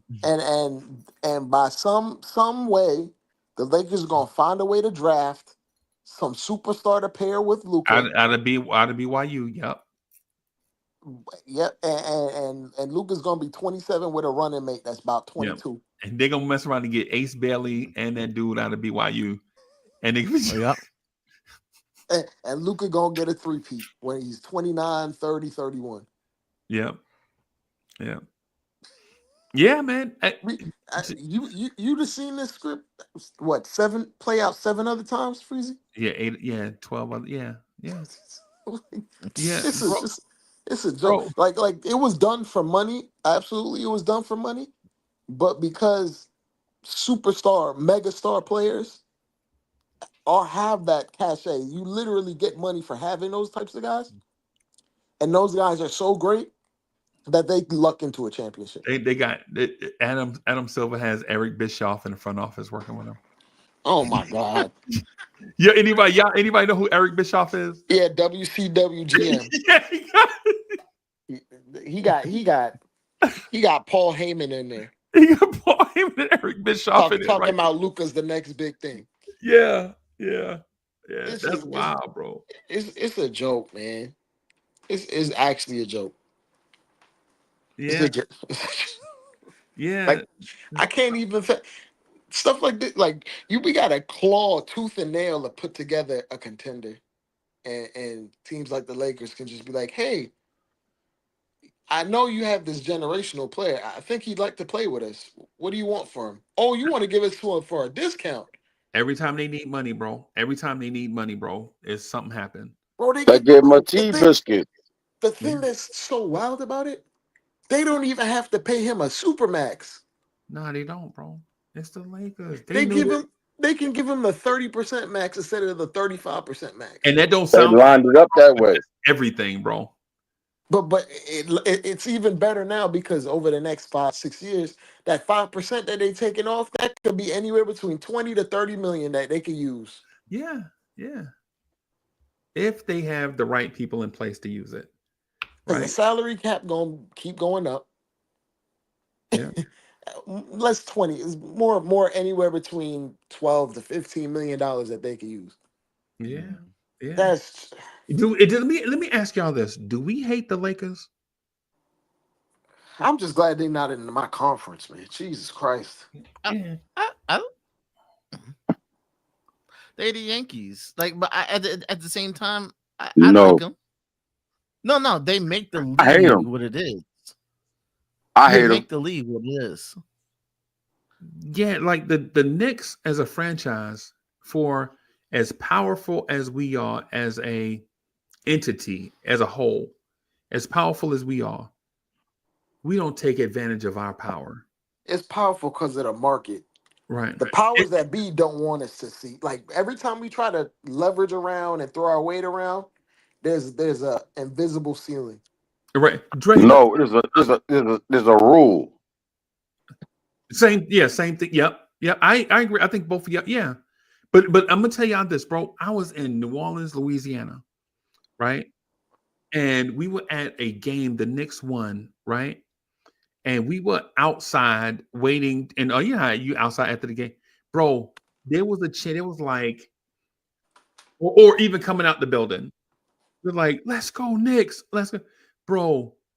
Legit, you could see the Pelicans staff and everybody deflated. The lady was like, "They always come here and just take over. Who they think they are?"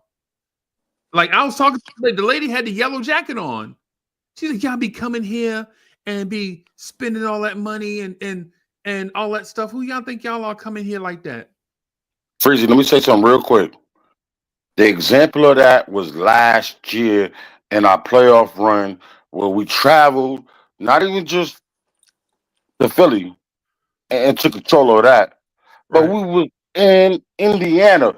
Who the hell wants to go to Indiana besides Knicks fans to watch the Knicks?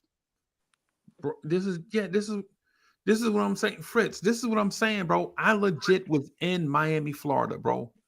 When the Heat were, man, we were beating the Heat. I think we were up by it was ridiculously stupid. We were up by like Dre. We was up by like 7 with 7 minutes to go, and Heat fans were leaving. And we in the building talking about let's go Knicks, bro. Fritz, we up by 7 with 7. Think about how ridiculously dumb that is. You up by like 8 with 8 minutes to go, or 7 with 7 minutes to go, and Heat fans don't think they're gonna come back, so they start leaving.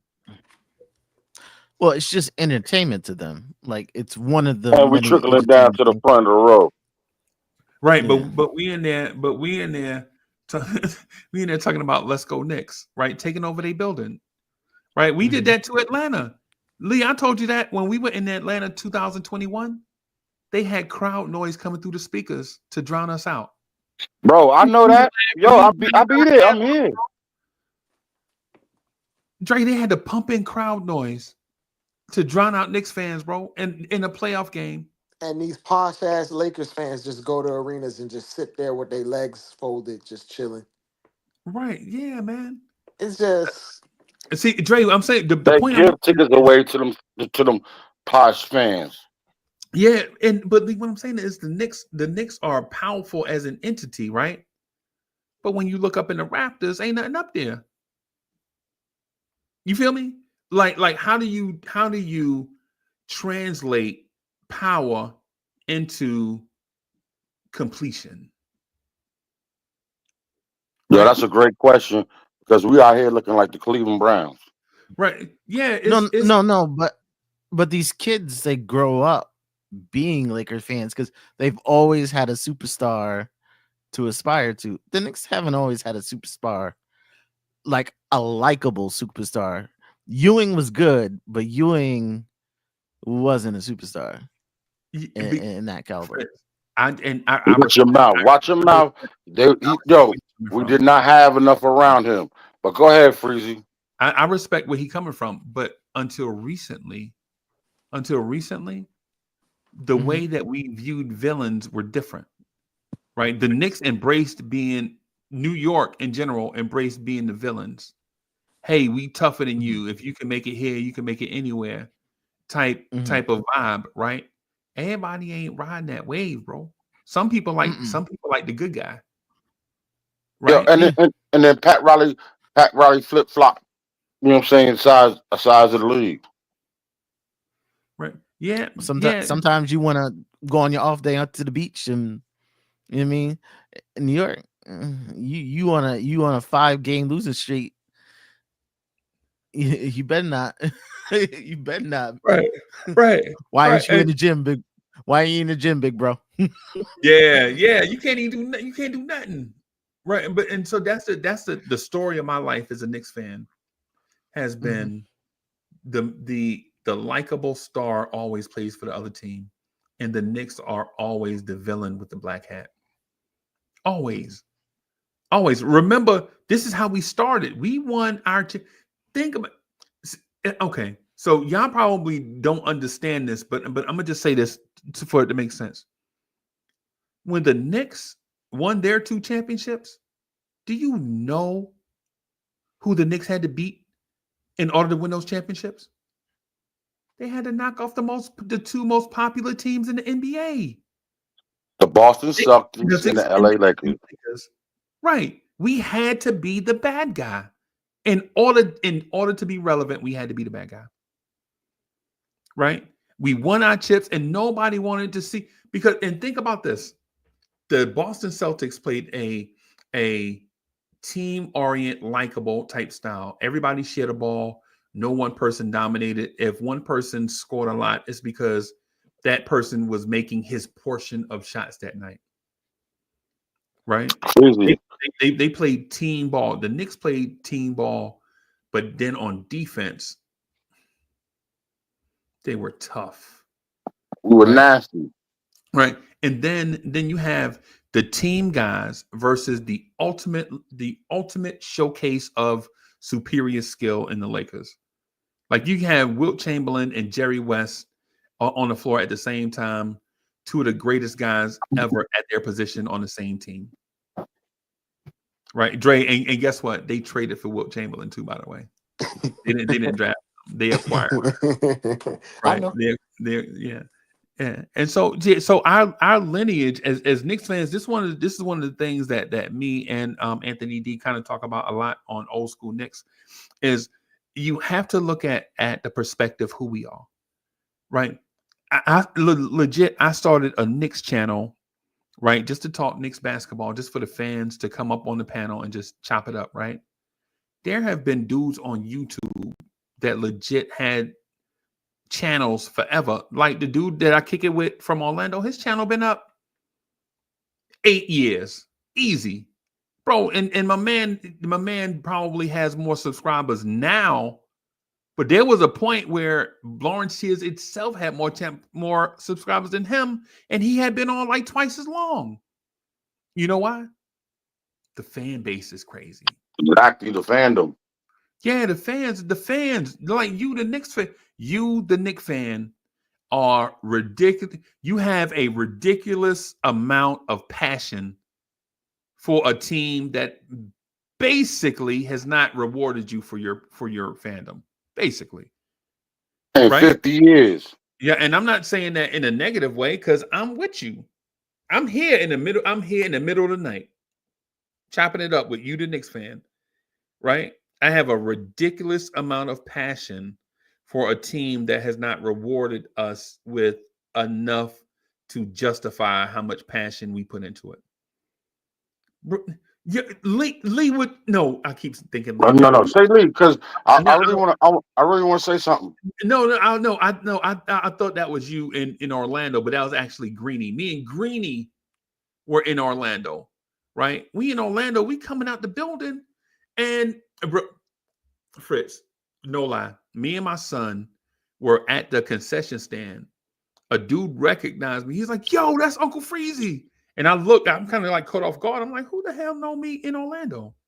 Right? And a dude legit, he's like, nah, his money ain't good here. He legit swiped the card, bro. He paid like $85 for me and my son's stuff, bro. And walked back out the thing, talk about, let's go Knicks. Let's go Knicks. Let's go Knicks. And when the game was over, Dre, that's the game I told you that Paolo Banchero went around Quentin Grimes. That game, bro, we were coming down the escalator, bro. Lee, I was up. Lee, remember what I told you? I tore my knee up, and I went. Yes, sir. And I went to the game anyway. That was the Orlando game. I tore my knee up and I went to the game anyway. Bro, legitimately, we coming down the escalator. Everybody's like, "Let's go Knicks." The Orlando fans are trying to boo, but they getting drowned out in their own place. Bro, it's crazy. Bro, it's crazy how much power the Knicks have as a fan base, and to say that it didn't translate to what we think it should have been, bro, is crazy. It's crazy. But Fritz, but here's the thing: do I think the tide is turning? Let me ask. I'm gonna ask you that, Lee. Do you think the tide is turning? Do you think we're on the path to start winning championships? I'm gonna tell you right now. Yo, I'm a Knicks fan forever. And whether the tide is turning or not, and to your question, Freezy, it might be pushing against us, but the point I'm trying to say is, yo, our players, our staff, our ownership, we have to fight through it and kick in the door. We can't. Ain't nobody giving a shit. You know what I'm saying? So we got to fight hard. And can we do it? Possibly. If not, oh well. But will I be disappointed? Mm. Will I look through it through my third eye? Most definitely. Okay. I, What you I think, think Fred? I think no, because we have strung together superstars back to back, and the younger generation I think will respect it. We've gone in years with money in our pocket, waiting to get a free agent, and we walk away with nothing. Right. I don't. I Yo, think to that those note, days. Are, I agree with you, I Fritz. think those days. Go ahead, bro. Those days. Yeah, Fred. Because those kids before they don't know the Patrick Ewing years. They don't respect those years. Now they respect the Melo years. We're losing, but they know them years now. Now they know the Jalen Brunson years.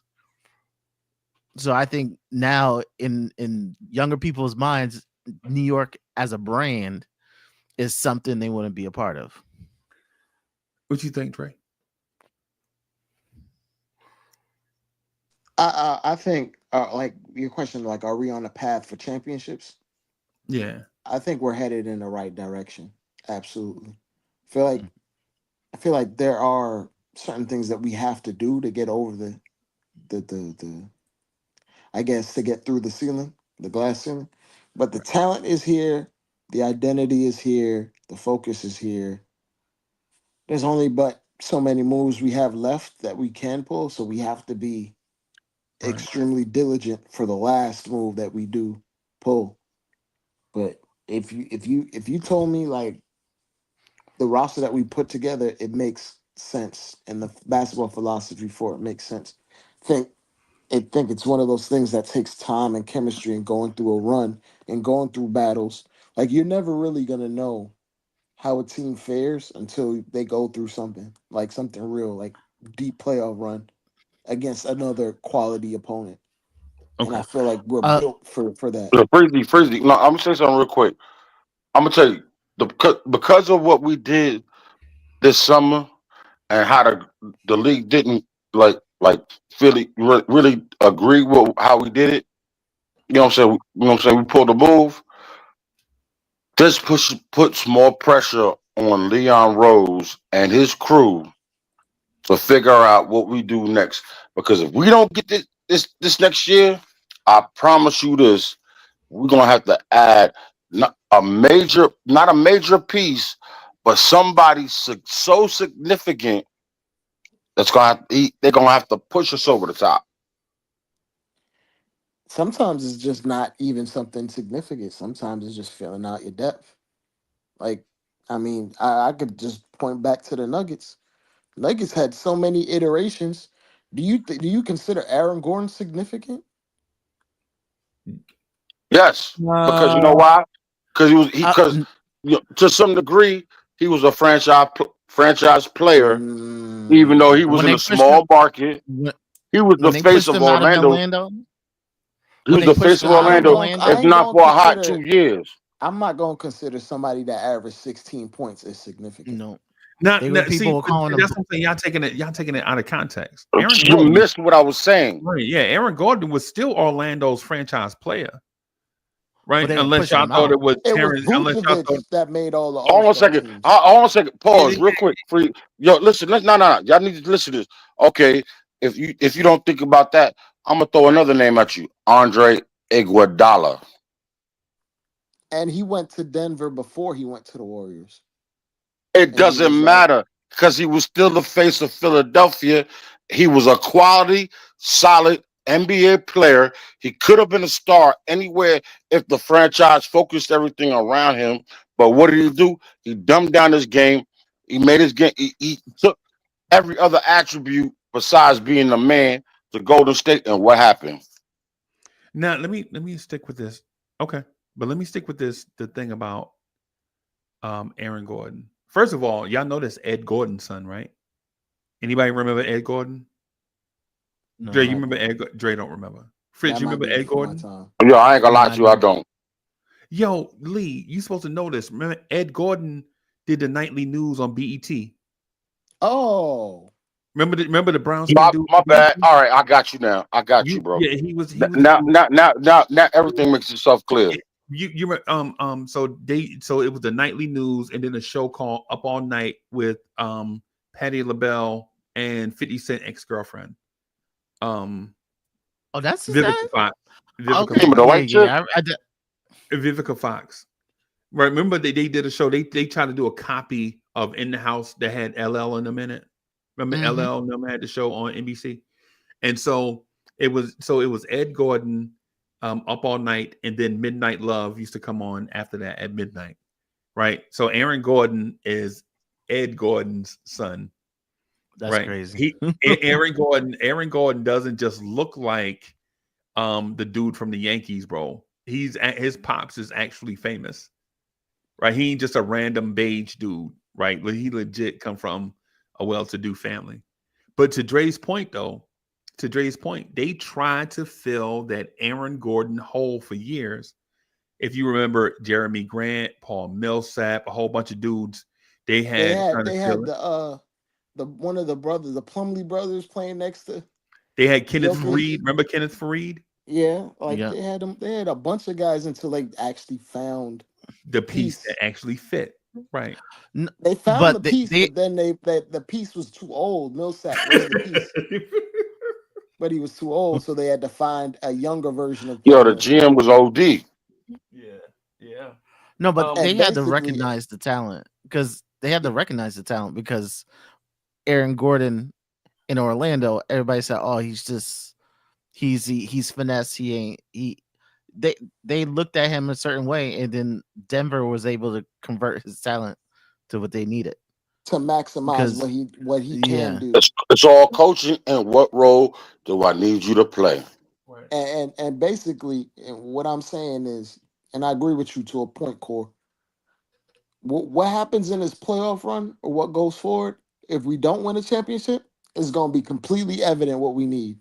Right. And what's left out of what we have, we're gonna toss that. And that's this. It was evident tonight. But we don't know exactly what we need until then. Like, you can make the assertion. Dre, stop lying to yourself. Because listen, you my man, and I feel like you really shooting me the gas. Because we don't have a conversation. Hold on a second. But no. Listen. And I'm saying I ain't taking this personal. But we had a conversation the other day, me and you, and unless you're ready to trade Mitch, which you're not ready to trade Mitch. So we having this discussion is pointless. The guy you want is Mitch is gonna have to go out for him, and you don't want to do that. So let's not even go there. No, what do you mean the guy I want? Wait. It's not about the guy I want. It's what we have right now. Because Freezie just said we don't have to make a bust a move. No. I said that's my opinion. That's my opinion. That's Freezie's opinion. Right. I think we're one piece away from being outright favorites. Me personally, I think we're contenders right now. In order to put us in that category where we're number one in Vegas odds or number two in Vegas odds as favorites, we need one more piece, and that's probably goddamn they odds.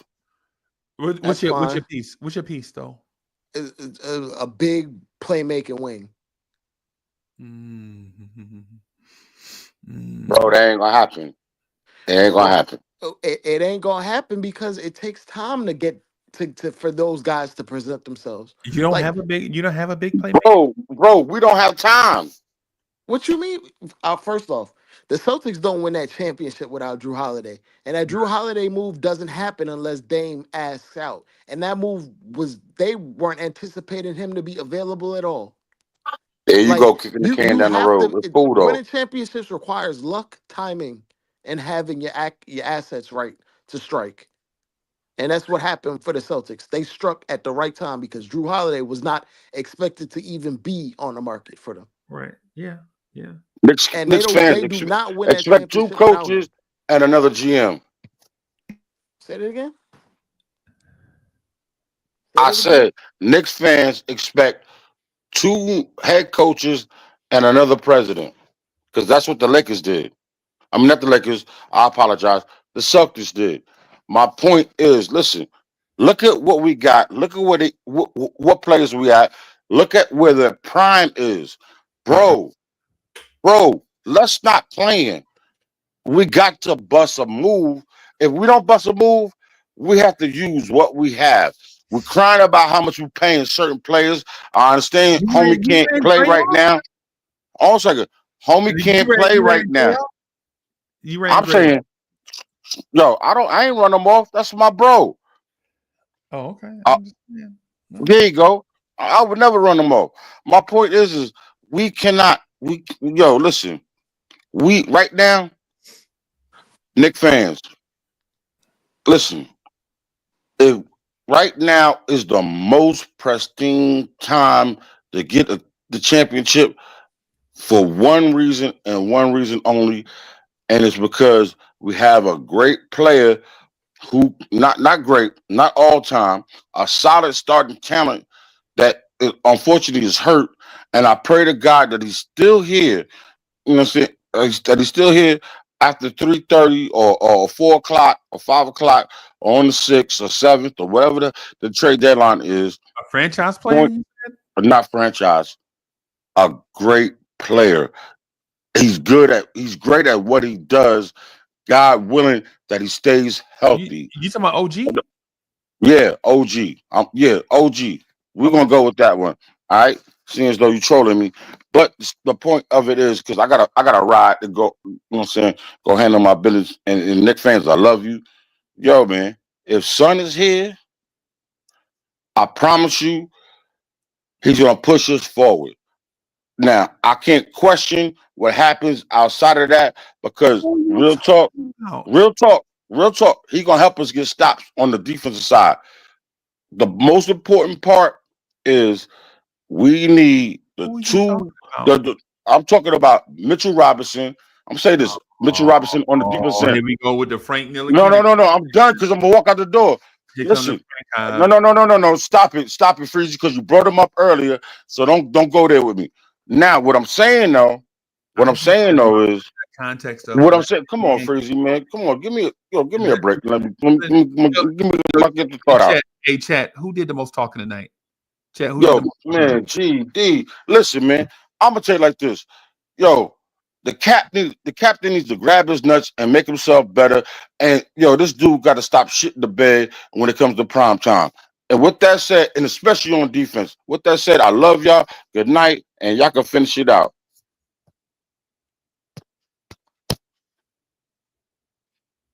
Peace Corps. Damn. Yeah, that man said Mitch is a great player. Fritz would put that man on the first thing smoking out of LaGuardia, bro.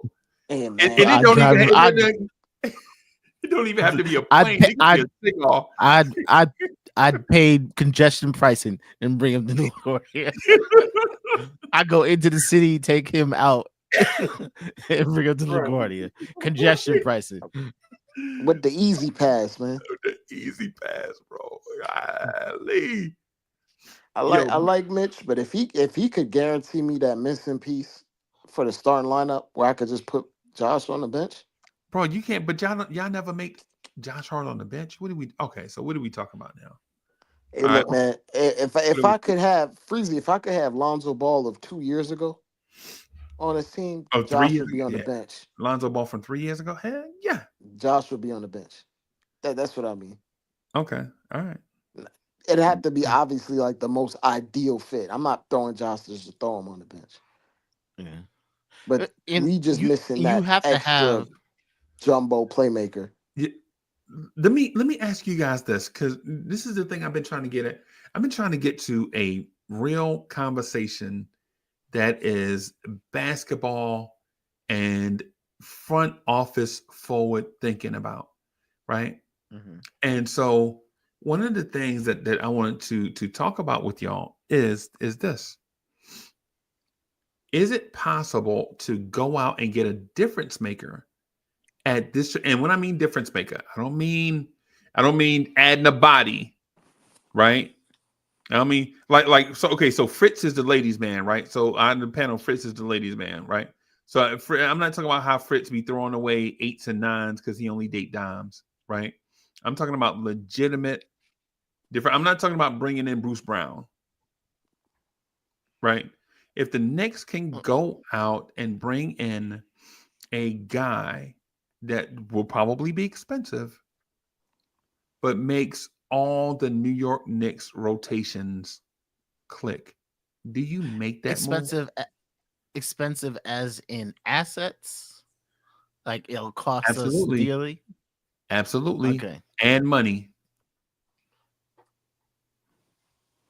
No, Jimmy, don't do that.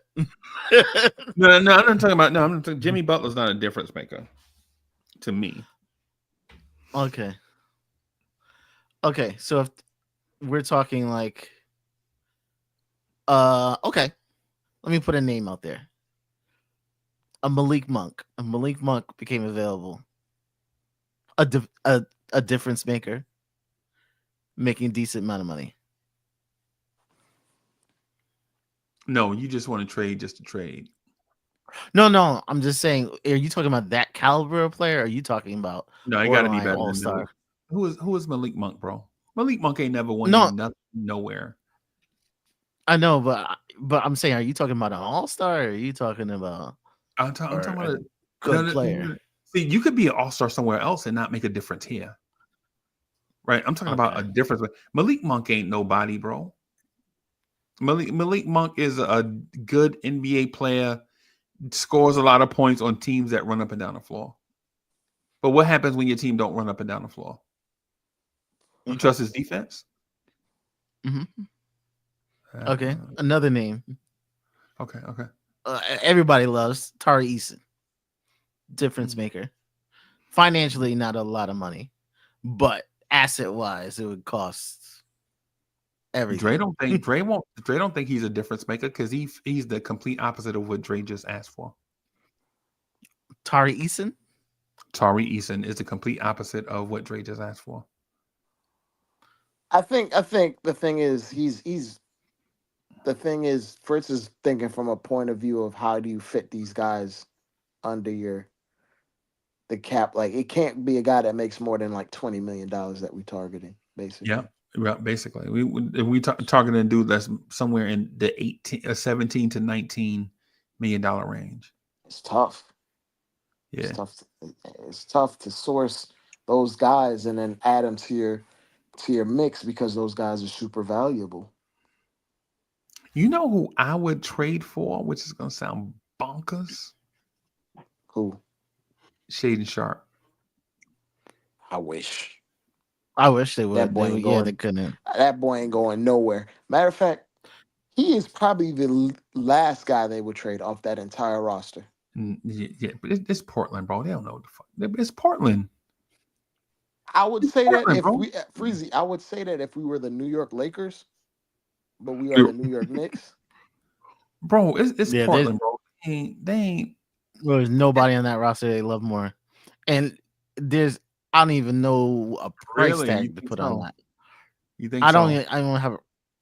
Yeah, I don't think there's they love him so much. I promise you, they're gonna get that boy a max. They love him so much. They keep benching him and Scoot Henderson together. They benched him because he wasn't playing defense. Yeah. I know, but you asked to trade for him, they'd be like, he's 21. Yeah, he ain't a spring. Well, yeah, you're right. Yeah, pretty much. He came to the league super but you're talking about a decent talent. You're talking about an ascending talent.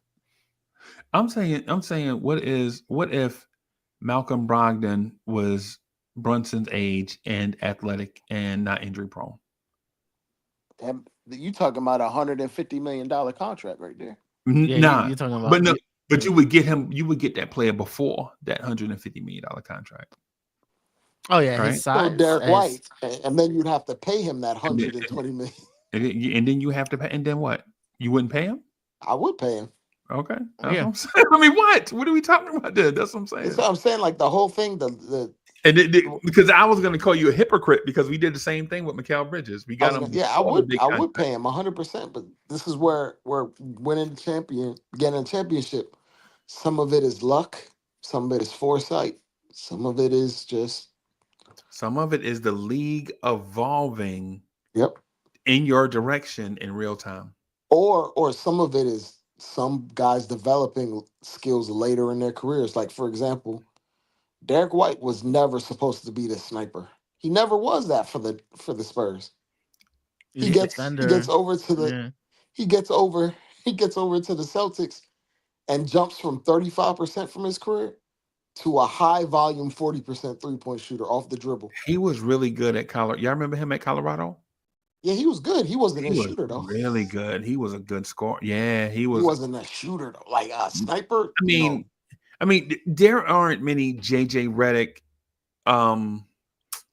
Buddy Hield type snipers. Yeah. In college is just not a thing. On high volume too. By the way, is what I mean.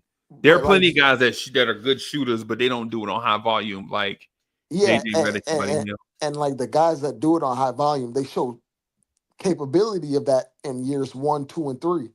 This man went from being a 35% 3-point shooter for like 7 years to getting on the Celtics, and he becomes a high volume 40% 3-point shooter. Right, but at age 29, the Celtics had to see that in order to trade for him. They had to see something. They saw his utility. They saw his ability to play some lead guard, some off guard. They drafted him because he was a do-it-all big guard. He just happened to turn into that and a high-volume 3-point shooter, which makes you ultimately one of the most valuable things you can have. The best defender in the NBA. But it would didn't know because it would be like if we got my fault, Fritz. Freezie, it would be like if we got Elfrid Payton and he turned into like a 38%. Nah, bro. Elfrid Payton is the worst shooter. No, I'm saying it would be like if he. I understand the example. Into 38 for 3. I understand the example. Elfrid Payton, bro. every time Elfrid Payton shoots a jump shot, a broken backboard gets his wings. Legit, that man is sending backboards to heaven, bro. That's how bad a shooter he, bro. He is. Bro, I would rather watch Mitchell Robinson shoot threes, bro. That's how bad that man was. Real likable person, right? But nah, man. His mama was beefing with people on Twitter. Yeah, because people was doing him wrong. Bro, you don't talk. How you gonna talk trash about that man? Bro, you gonna talk trash about that man, baby? Come on, Knicks fans, bro. Some Knicks fans be stupid, bro. And they represent all of us, bro. You know what I'm saying? I'm just wondering. Like I know the brain or like the mind of who's running the Knicks organization, and it ain't Leon Rose. Leon Rose don't know nothing about basketball.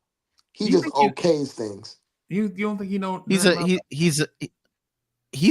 I think he's a manager. He's like a good manager. He's a good manager, but we source like dozens of ideas and dozens of minds into how we build a team. Right. And he just okays it, and he has advisors that tell him what to do. Yeah.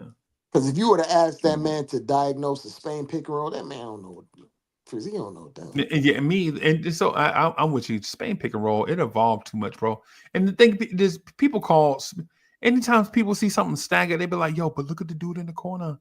And they, that's the Spain pick and roll. And that's what, because when I was researching it 2 years ago, I was like, shit, they call everything the Spain pick and roll, bro. Some of this stuff is like just dribble handoff. But anyway, I get what you. I get your point. He has advisors, and he basically okays what he thinks would make a good basketball team. Right. And if you look at our roster, it's all analytics that put it together. To be absolutely honest, that's why I think the Knicks drafted Pacom Dadier. Yeah. Right. And not because, and listen, I'm not saying Pacom Dadier is going to be Paul George tomorrow. I think Pacom Dadier is a part of the program.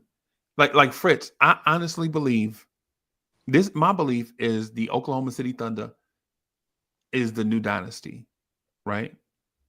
Oh, Right. of And course. and Yeah. and and, Uh, and I know unless they mess it up. Unless they mess it up. unless because and not because of the players that they have, but the way that they search for a specific type of player. Right. If you don't have a plus wingspan, super athletic, right? Tall for your position, flexible. If you're not a switchable type player, like think about, man, SGA could, in theory, play 1, 2, 1, 2, and 3 on offense, and in theory, in today's NBA, he could guard 1s, 2s, 3s, and 4s on defense. He could. I'm not saying that you put him in harm's way. I'm saying, in theory, he could. When you look at the Knicks, look at the Knicks point guard. Can he play the 1, 2, or 3 on offense? Can he guard 1s, 2s, 3s, and 4s on defense? No. Right. And but knowing that what you do for the Knicks is go out and get guys, a number of guys to do that. Do the Knicks have a number of guys to do that? No. And the Knicks know it. Yep. But So you gotta find these guys and bring them up in your system. You got to do that. But the thing, the genius part of it is they don't have to hit every time, because Giddey went out the door, and people still wanted him. Poku went out the door. Nobody said anything about it. Don't even miss him, right? Yeah. So you just got to hit enough. They only have to hit on all of them. What's the name? What's the name that we traded for? We traded Deuce and Rokas Jokobitis for him. Jeremiah Robinson Earl. Remember Jeremiah Robinson Earl? That's a Knicks draft pick, right? Remember Isaiah Roby? Yeah, Isaiah Roby. Yeah, another OKC guy. Yeah. So it's one of those things. I see the vision with Malcolm Dadier. As soon as he's like the first game he came in, and as soon as I saw him shoot a 3 from 3-4 feet behind the line, they drafted him to be like a quick trigger shooter. Yeah, like with no conscience, with all impulse. Get him up. No conscience, just get him up. And I think Duncan they Robinson intentionally drafted him to be. He out there like Rihanna, bro. He don't remember nothing he did. Yeah, right. They just tell him to go, do it. Right. Yes. So I think that the whole vision with him is just to have him be a molded piece of clay wing that has certain instincts already, and they're trying to build up his other characteristics and attributes up along. But he's trying to fit in a slot that we kind of need going forward. Right. I'll say this though, Fritz. The point that I was making is I think the Knicks know, but you cannot turn down what Jalen Brunson brings your organization in terms of perception and a number of other things. Stability. He's a superstar. Like he is legit. Like potentials. He's a legit superstar in the making. But yeah, I understand. I think he's a superstar right now. My thing though, Fritz, is championship teams build with the opposite of what Jalen Brunson is. Right? They build with the opposite, even whether you like Jamal Murray or not. Jamal Murray is a 6'4" combo guard, plays mostly point, ball handling. His defense is very suspect, right? But you know what Jamal Murray does when the lights are the brightest? It's clutch. I'm boy clutch. Yeah.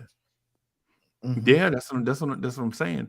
And so Jamal Murray is that, like, he gonna coast through the regular season. You're gonna be like, hey, he's a top 30 guard in the NBA, right? You know what I'm saying? But Jamal Murray show up, man, with bro, you can't think about this. If they didn't have Jamal Murray, would Jokic be as good? No. because you got to have counterbalance. I don't care what superstar you have, you got to have a counterbalance because teams would just lock in on that one. You see what the Lakers did to Cat tonight? Imagine if Joel Embiid had to face that every night. Would Joel Embiid have won an MVP? No. Right? Joel Embiid would have worn down over the course of a season, would not have been able to put up MVP type numbers for 3 straight seasons.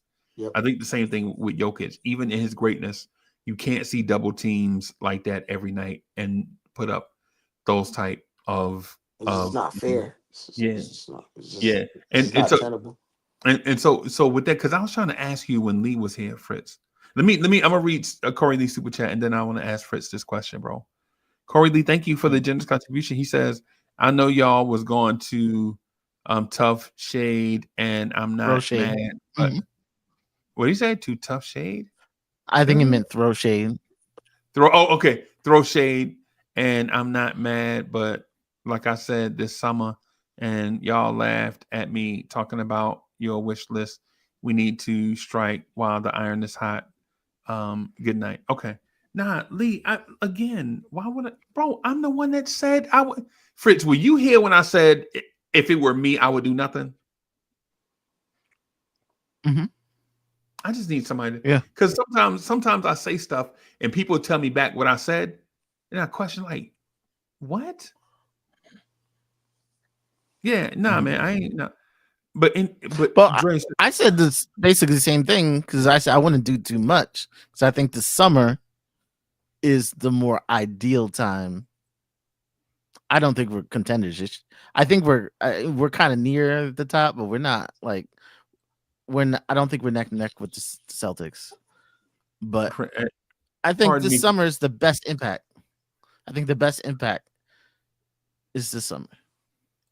The deal that you acquire a mainstay rotational role player that helps you win a championship for the next 3-4 years is just easily more acquirable for the role player in the summer than that big blockbuster that you just saw that doesn't even make sense because number one, that trade actually sets the Lakers back in the short term. So they're definitely not winning the championship this year.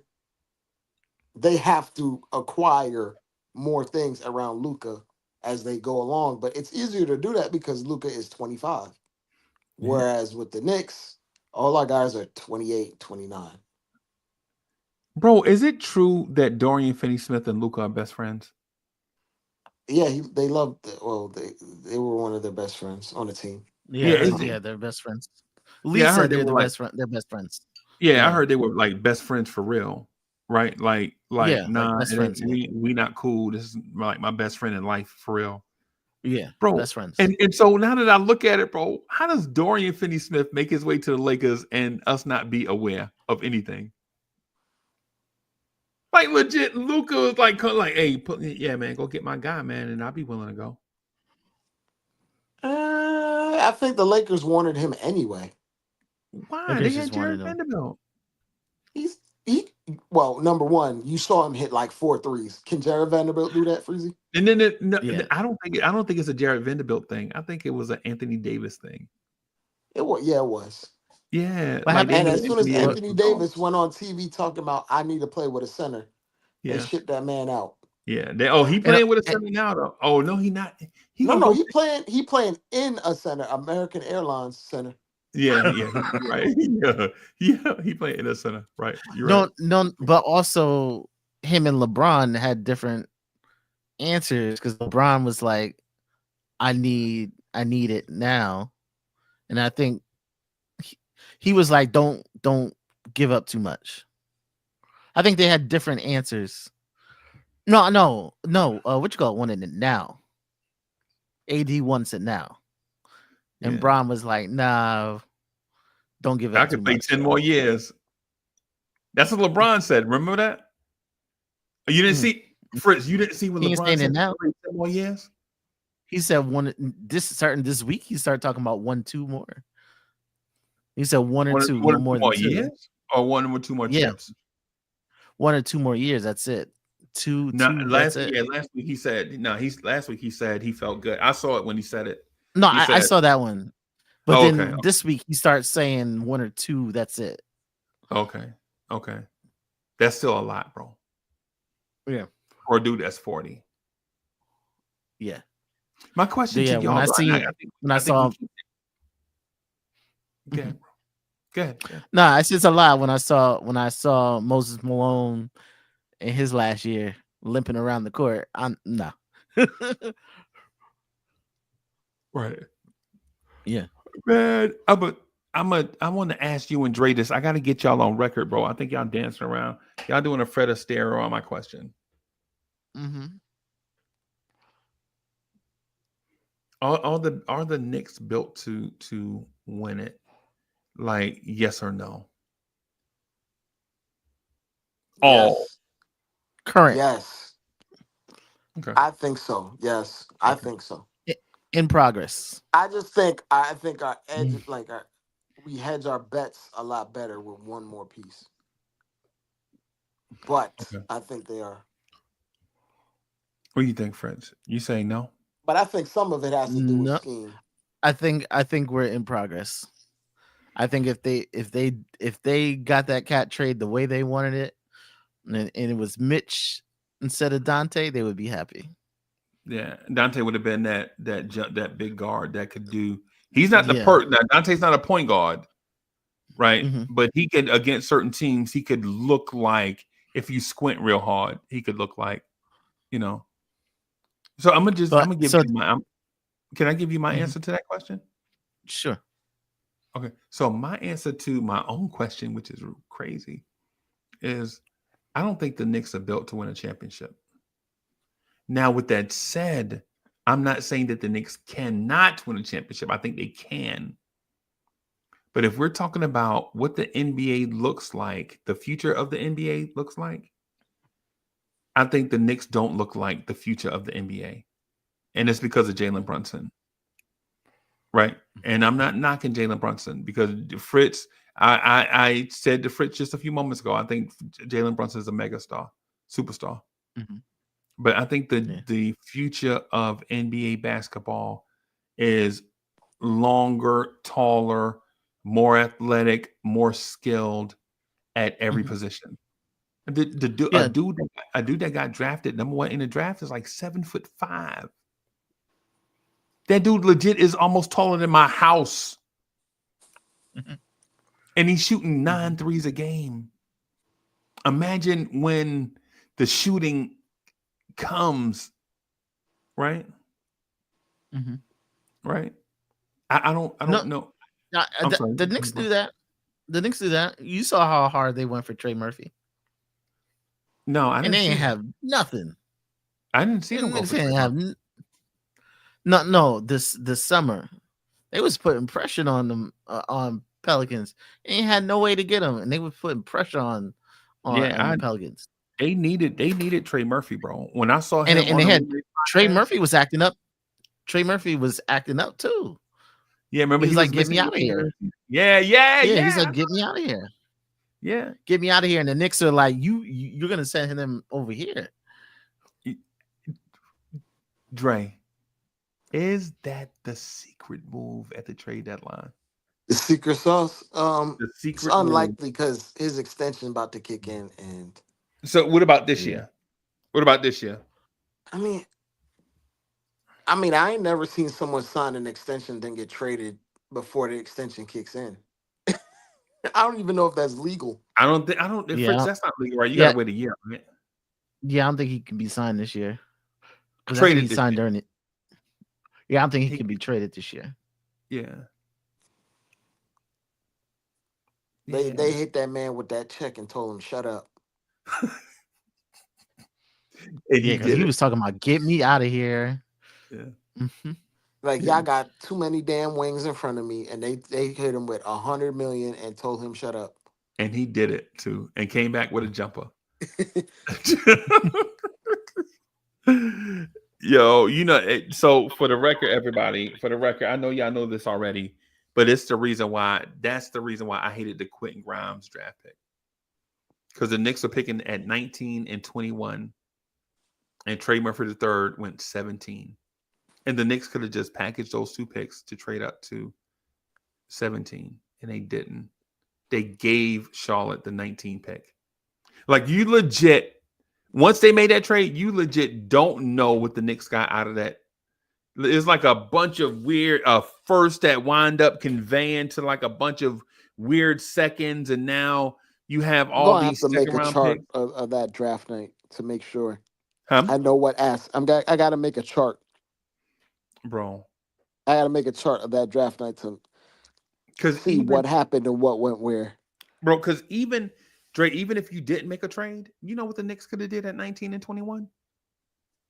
They could have drafted Cam Thomas and Jalen Johnson. Both went after Quentin Grimes. I mean, I both would have went said after Jalen Johnson. I want no parts of Cam Thomas if Brunson is gonna be my lead guard. Oh, so if you don't like him, you could have drafted Herb Jones. You could have left the draft with Herb Jones and Jalen Johnson. But we chose Quentin Grimes.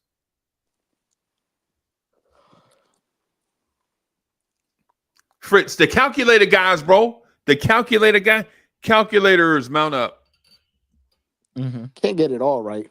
They got most of it right though. Nobody. Real quick before I wrap up, man, I want to ask y'all this. Just both of y'all on the panel, man, y'all look at this stuff for a living when you don't have to. How do you feel about Leon Rose's draft history? I was talking to a bunch of dudes about this last week. How do y'all feel about Leon Rose's draft history? We know you did. We know you don't like it. I know you don't like it. No, I'm really asking y'all. About this. I'm asking y'all. Well, my perspective is it's actually been pretty decent considering where he actually drafts at every year. Because we never actually get lottery picks. We usually pick late first round or second round, and he got NBA minutes out of Jericho Sims somehow. He got quality minutes out of Grimes when he was here. We know what Quickly turned into. We know what Deuce ultimately turned into, quality NBA player as a second rounder. So like we didn't hit, like swing and hit for like a high ceiling guy that could potentially be an all-star. But acquiring NBA role players with late firsts and late seconds is pretty decent considering a lot of teams around the league completely flail and miss completely, and dudes are out the league. Jokic or Brunson or Mark Gasol. Or and you're talking about 99th percentile end results. Like, I'm talking about like he's talking about Trevor Keels. That's what he's talking about. No. Well, that make me laugh, Fritz. That's funny. Ha ha ha. The only lottery pick we had was unfortunately Obi, the worst one out of if we're talking like talent. But Dre, you watching my point though. Let me. I'm gonna put my point on the thing. The thing about because I think you're right. What I'm saying is though the second round pick thing that you mentioned, teams could legit grab or draft second round picks and be patient with them and let them blossom. Right. But the Knicks, when we draft second round picks, these dudes gotta be ready to play right away. Get your ass get on the floor. If you ain't got it, bro, hey, if you ain't got Tibbs, Tibbs don't have time. And to that point, Freezie, I think they intentionally draft Pacom Dadier to be the opposite of that. Yeah. Because we already got a bunch of guys that are ready right now. We swinging for the fences to see someone come in here and extend this window single-handedly. I think Pacom Dadier's handles are better than Deuce. It might be. He for damn sure is more fluid at his size compared to Deuce. Right. So I think the Pacom move is legit a move to extend this window for another year or two. Like him hitting whatever potential he could reach. If that happens, it literally extends the window of this team by another year or two. Yeah, and on his own. That's why they swung for like the high potential 19-year-old. And Fritz, I was killing Leon Rose last year, bro. Like the reason why I was killing him, Fritz, is because how you gonna have Dwayne Washington Jr. at the end of your bench. Oh my God. And dudes were remember Dre, remember we were like dudes were falling like fly, like every week legit somebody was getting hurt. Remember that? Mm-hmm. Every week somebody was getting hurt, and we look at the end of the bench and we looking at Daquan Jeffries. I think they faced that fiasco and was like, yo, if we're gonna put dudes on the end of the bench, what it is, if we have young veterans, we'll let them play all year in the G League and call them up. No, it's but funny, what we'll Freezie. do is put draft picks on the end of the bench. No, it's funny, Freezie. I mentioned this earlier, but Jacob Toppin's last day on a two-way before he actually has to convert is Monday. And Kevin McCullough was in the G League getting some reps up and getting some cardio. He gone, bro. Kevin McCullough, they gonna start his two-way service on Monday. Yeah. And it wouldn't shock me because OG's out. You might see spot minutes from him. Yeah, because even with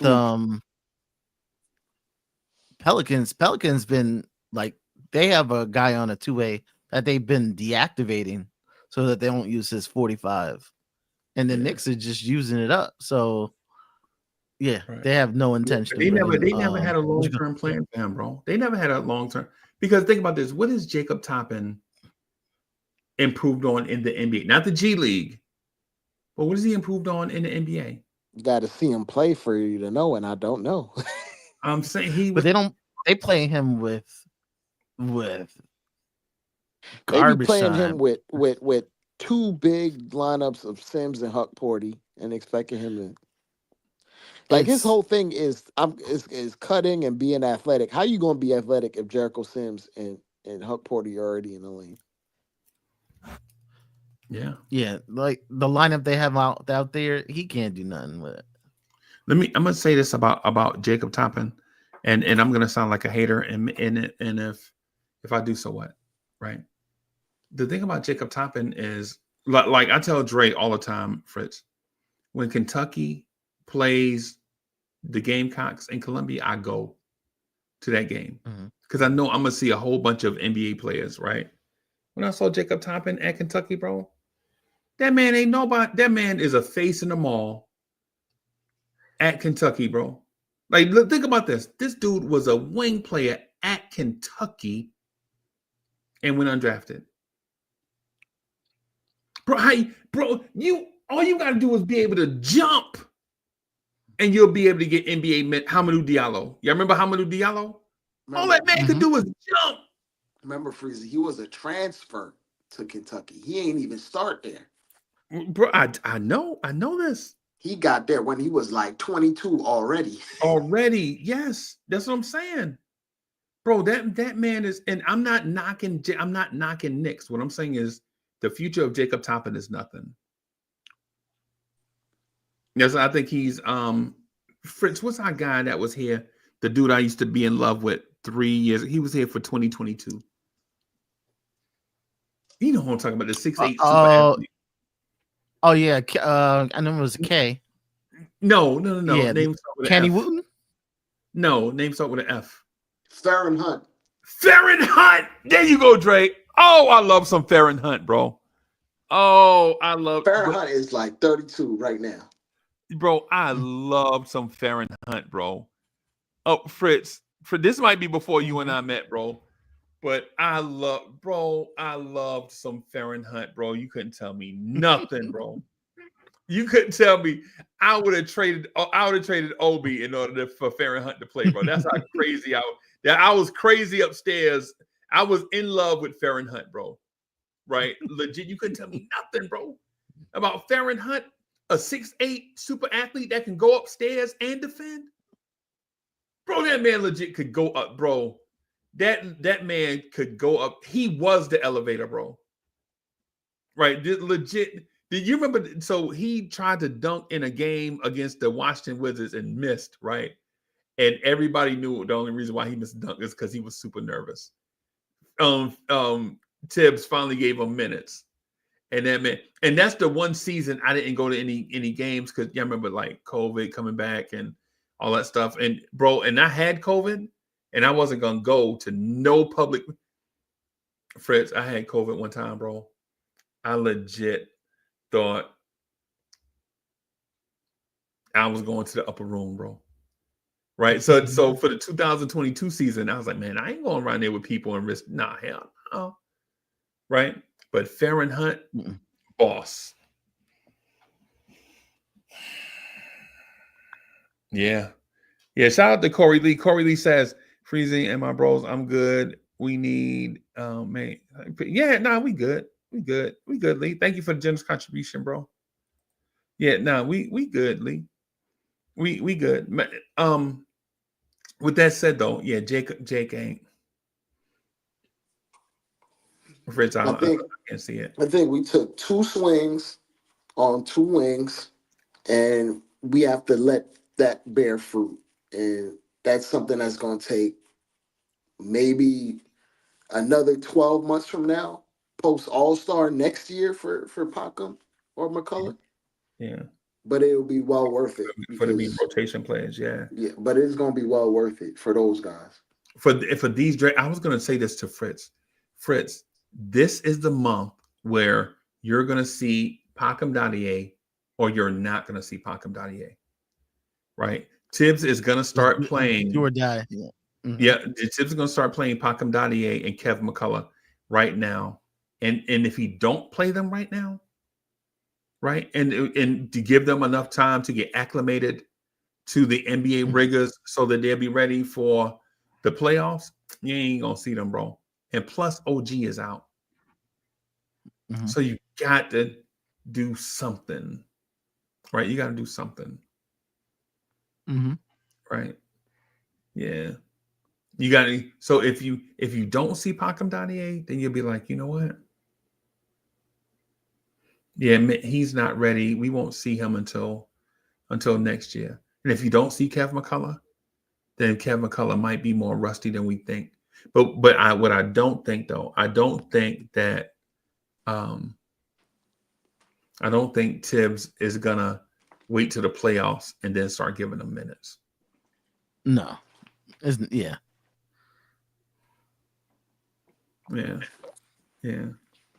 So what you think, Fritz? What do you mentioned that you don't know if the Knicks are ready to win a championship? No, I don't. Okay. I just think some other teams are deeper. I think we're too short. Okay. I think we're too short. Every time I see that lineup, especially today when we saw Deuce. Who was out? We had like 3 6'2" guys out there at one time. Yeah. Today. And I'm saying like that's their best bench. Yeah. What do y'all real quick? One other thing, real quick. What do y'all think the shelf life is for Landry Shamet? He's not going to be on the Knicks next year. Yeah. He's going to ride the roster. And to be absolutely honest, I was looking at some of Landry's old tape. He used to have a higher release point. I don't think his release point been the same since the shoulder. And we talking about an injury that had Randall, who had to get surgery, so he didn't come back. Yeah. Landry Shamet is forcing himself back because he has his career on the line. Yeah, his career's on the line, bro. He don't got $30 million coming to him off an injury like Randall does. Yeah. Whereas he knows his mortality as far as being an NBA player is right in front of him. So he has to force himself because there's no other option for him. Yeah. Right. The Knicks got but just looking at him shoot. Yeah. But like looking at him shoot, it looks like he literally has a lower release point. Like it's not his normal jump shot. He looks washed up, bro. He don't look like an NBA player. I think his heart is in it. And I'm not knocking this up. That's one thing I hard. He is playing hard though. That's one thing I won't do about these NBA players, bro. I'm not gonna ever question their heart at all. These dudes play hard, bro. Right? That's why when people are like, yo, I need for him to give me more, I'm like, nah, bro, ain't bro. What are we asking? Right, Dre. Like a dude asked me. What is it? Is it so? It's February. A dude asked me in December. He's like, "Yo, why you don't do an afternoon show too?" Afternoon show, bro. I can barely do a morning. I can barely do a morning and a night show in the same day. You want me to do an afternoon show? Bro, do you know how little most YouTubers make, bro? Freezie, they be forgetting you got to pay the bills too. I gotta pay the bills. But yeah, I would say you're not a Knick boy. No, you're not a Knick employee. No, I don't kiss the Knicks butt, bro. I ain't no Knicks butt kisser, bro. You know me. Guys is like, yo, you ain't trying to get on the inside. No, dog. I'm a fan, and I enjoy being a fan. Right? I don't need a job. I don't need to be liked by the Knicks. I don't care. Right? I already have a good life, man. I got good friends, a good family. You know what I'm saying? Some stuff I don't need. I knew that, bro. I was Uncle Freezie before the YouTube channel going to games, bro, and I enjoyed it. I could legit go to games and nobody knew who I was, and I could just walk around and be a face in the crowd. Right?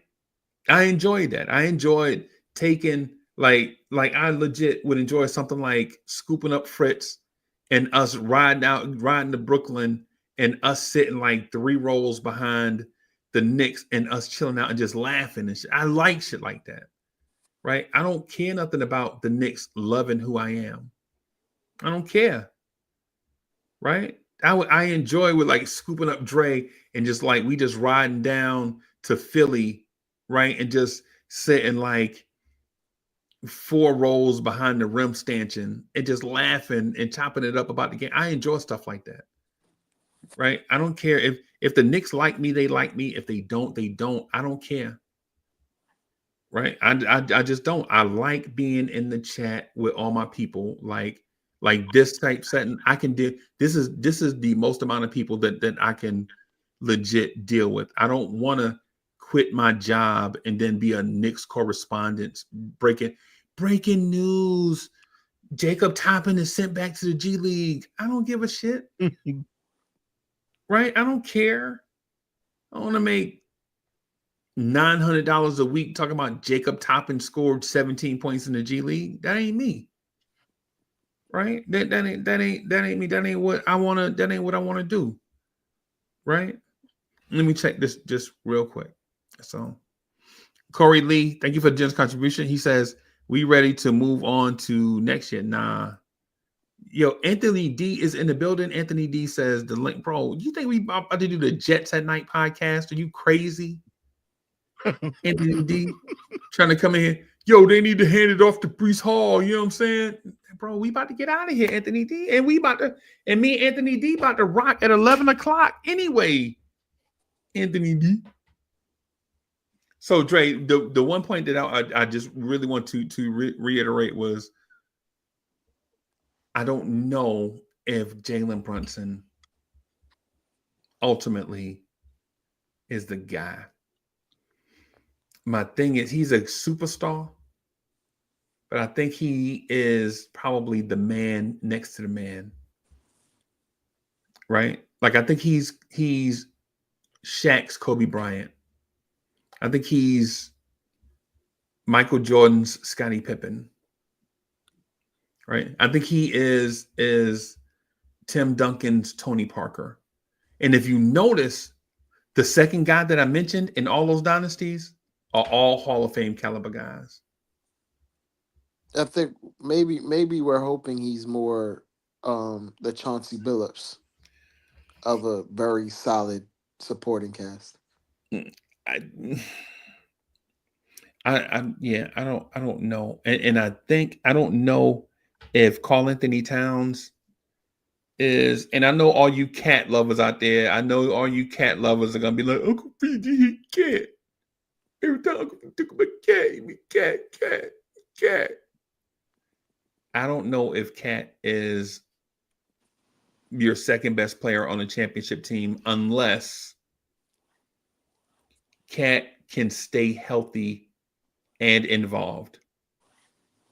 I think when Cat is not healthy and when he's not involved, I think Cat is probably our 5th best starter. And I know all the Cat lovers gonna be like, man, why you hate big men? Uncle Freezie hate big men. I don't hate big men. I'm a big person. I'm a big man myself. I don't hate big men. Right? What? So we seen him on Minnesota. Or what they did to him. And yeah, he could definitely be that. If you push him in the background, he's not involved, it'll just fade out. And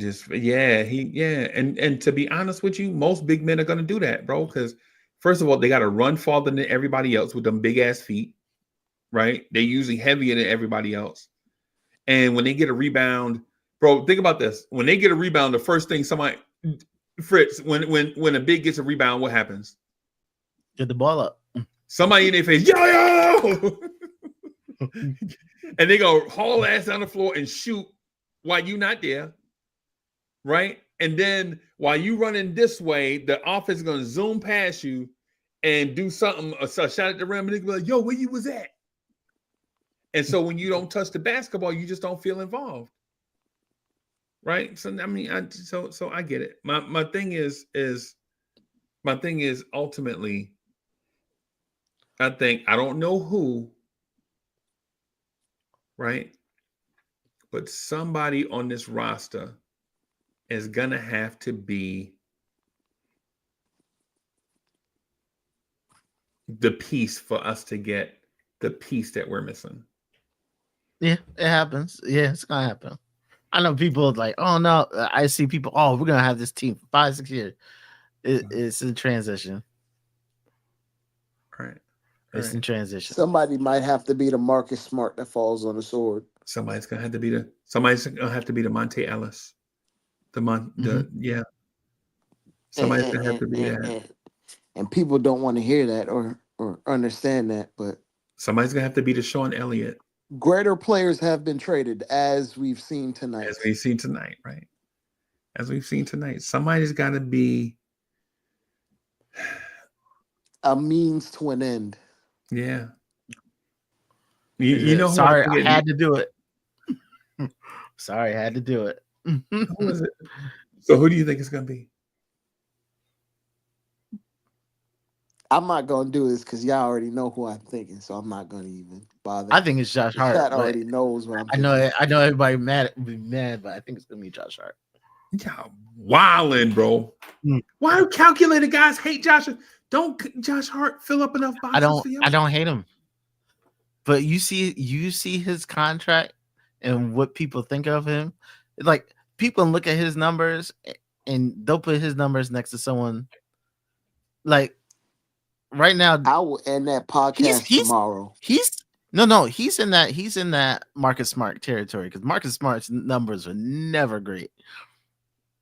But if you ask anybody what Marcus Smart was worth, if you ask what Marcus Smart was worth, he was worth everything. Yeah, man. So that's all I got. Gents, y'all got something y'all want to throw out there? Fritz, come on, bro. I know you got stuff. But you just put a trade out there that set Twitter on fire. They just not putting the fire out on Twitter. Oh, I'm sorry. Could you repeat the question? Because I got a lot going on. Yeah, I was asking if you had something else to talk about before we get out of here. Didn't you just set Twitter on fire earlier? Yeah, yesterday. I know it was like 2,000. It was like 2,000 views on that trade. Yeah. It was like 2,000 views. I missed it. Yeah. What was the trade? I gotta even look at it because it was crazy. I think I can pull it on X. I think I can find it if I can find X. I don't mess with X anymore. I generally rock with Blue Sky, but let me see. Oh, okay. It would have brought in Keon Ellis. I got it right here.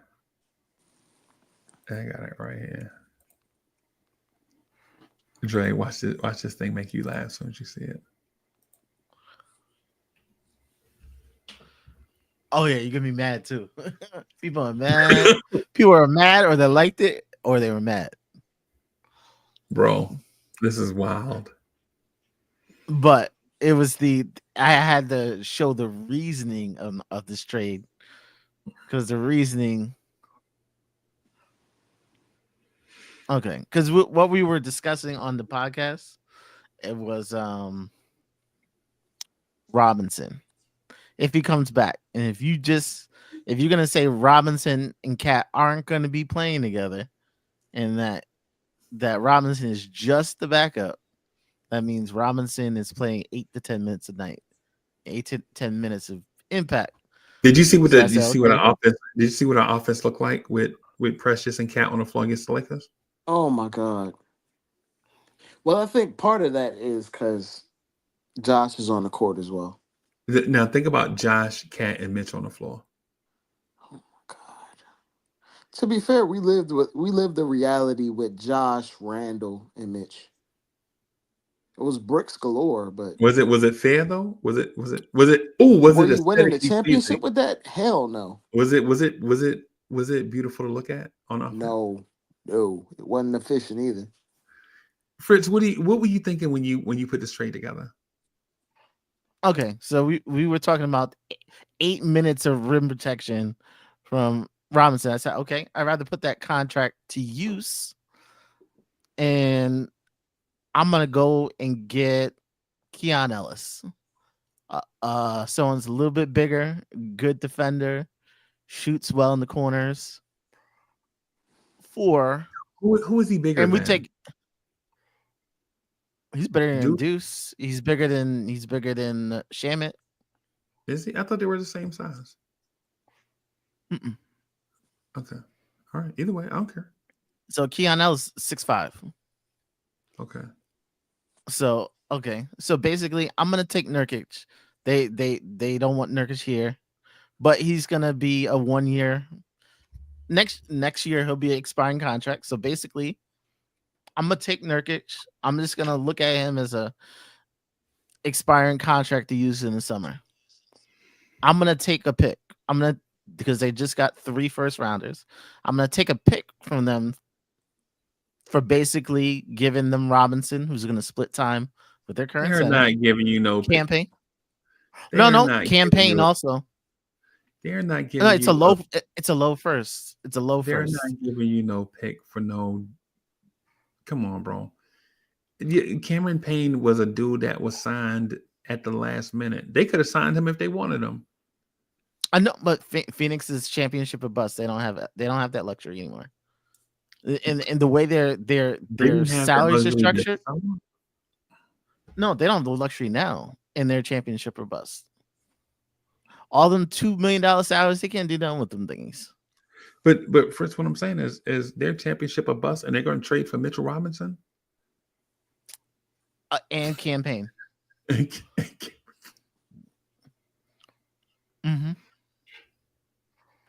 And you're going to give us basically a first round pick,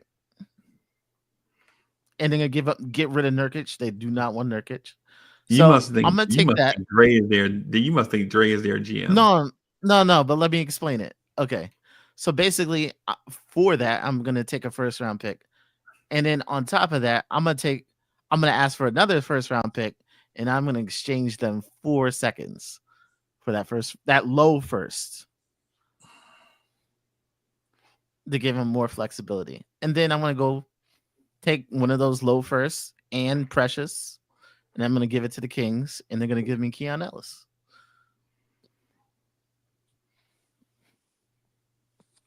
I wouldn't hate it, but it's also like it's a lot of moving parts for a role player. It's moving parts. Basically, it's Keon Ellis, and you're going to get a bigger salary this summer to trade in Nurkic later on.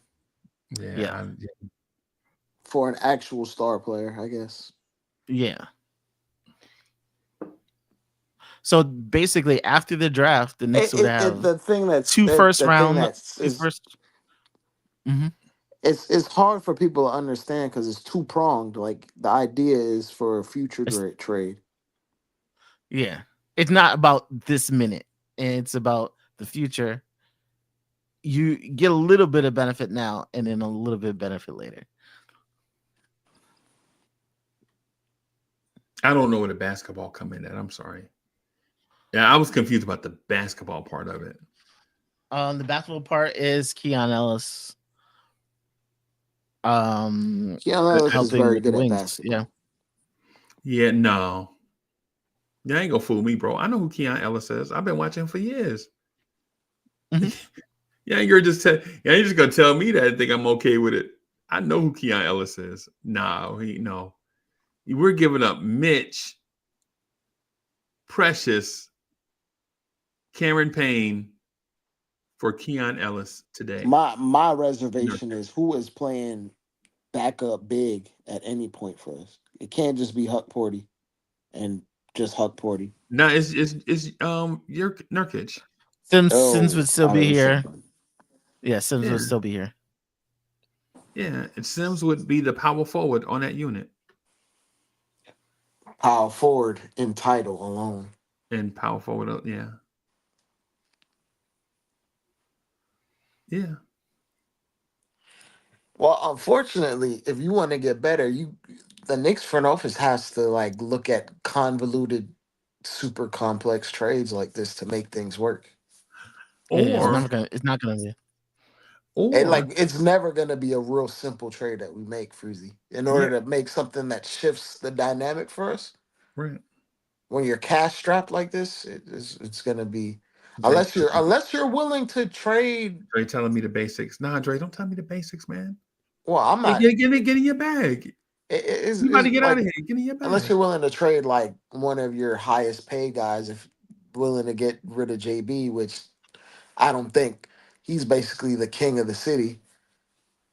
JB might be the most untradeable guy in the league right now. He is untouchable, and he shouldn't be even talked about being. He shouldn't, but it is what it is.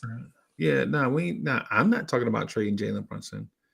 And what I'm saying is I think it's immensely difficult to build around a great player that has such glaring deficiencies that he can't overcome because it's physical stuff. Is it hard? Yes. Or because I think it's pretty clear what you have to acquire is just going out and getting it. Like we went out and got the two best wings at the time that were available on the market. Right. But you know what though? When people go get wings, bro, they don't just go get two wings. Fritz, you ever went to the spot and bought two wings? Nah. I have not. I mean, if you go to Kennedy Fried Chicken, you can ask for two wings. They're gonna give you the two. I mean, yeah. Yeah, I remember when wings used to be called drumettes. Oh, that's before me. I've never heard of drumettes. That's what they call them? Yeah. Mm-hmm. Oh my god. Oh wow. Drumettes is like the half though. Yeah. If it's the half wing, it's a drumette. Yeah. Yeah. I ain't never heard of none. Hey, bro, you ever heard of you ever watched the cartoon Ben 10? Yes. You ever seen American Dragon, Jake Long?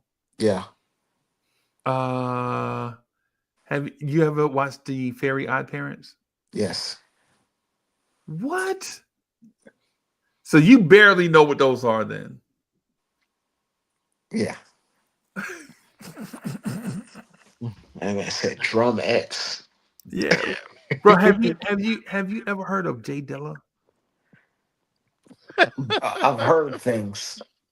Okay. Very vague things. Corey, they tell me he's a legend. Yeah, Corey Lee says, Knicks fans, hit the like and subscribe. Remember the goal, 4K. Yeah, appreciate that, Corey Lee. On that note, man, I'm gonna get out of here so I can have a fresh mind to rock with Anthony D for old school Knicks in the morning. We were supposed to get out of here like 40 minutes ago, but listen, thank y'all for coming through and rocking with us, everybody. We appreciate everybody in the chat. Appreciate everything that y'all bring to the conversation. Old school Knicks, me, Anthony D, 11 a.m. ish. So that's about a few hours away, man. Get your morning beverage and come through and rock with us. Peace, everybody. Peace.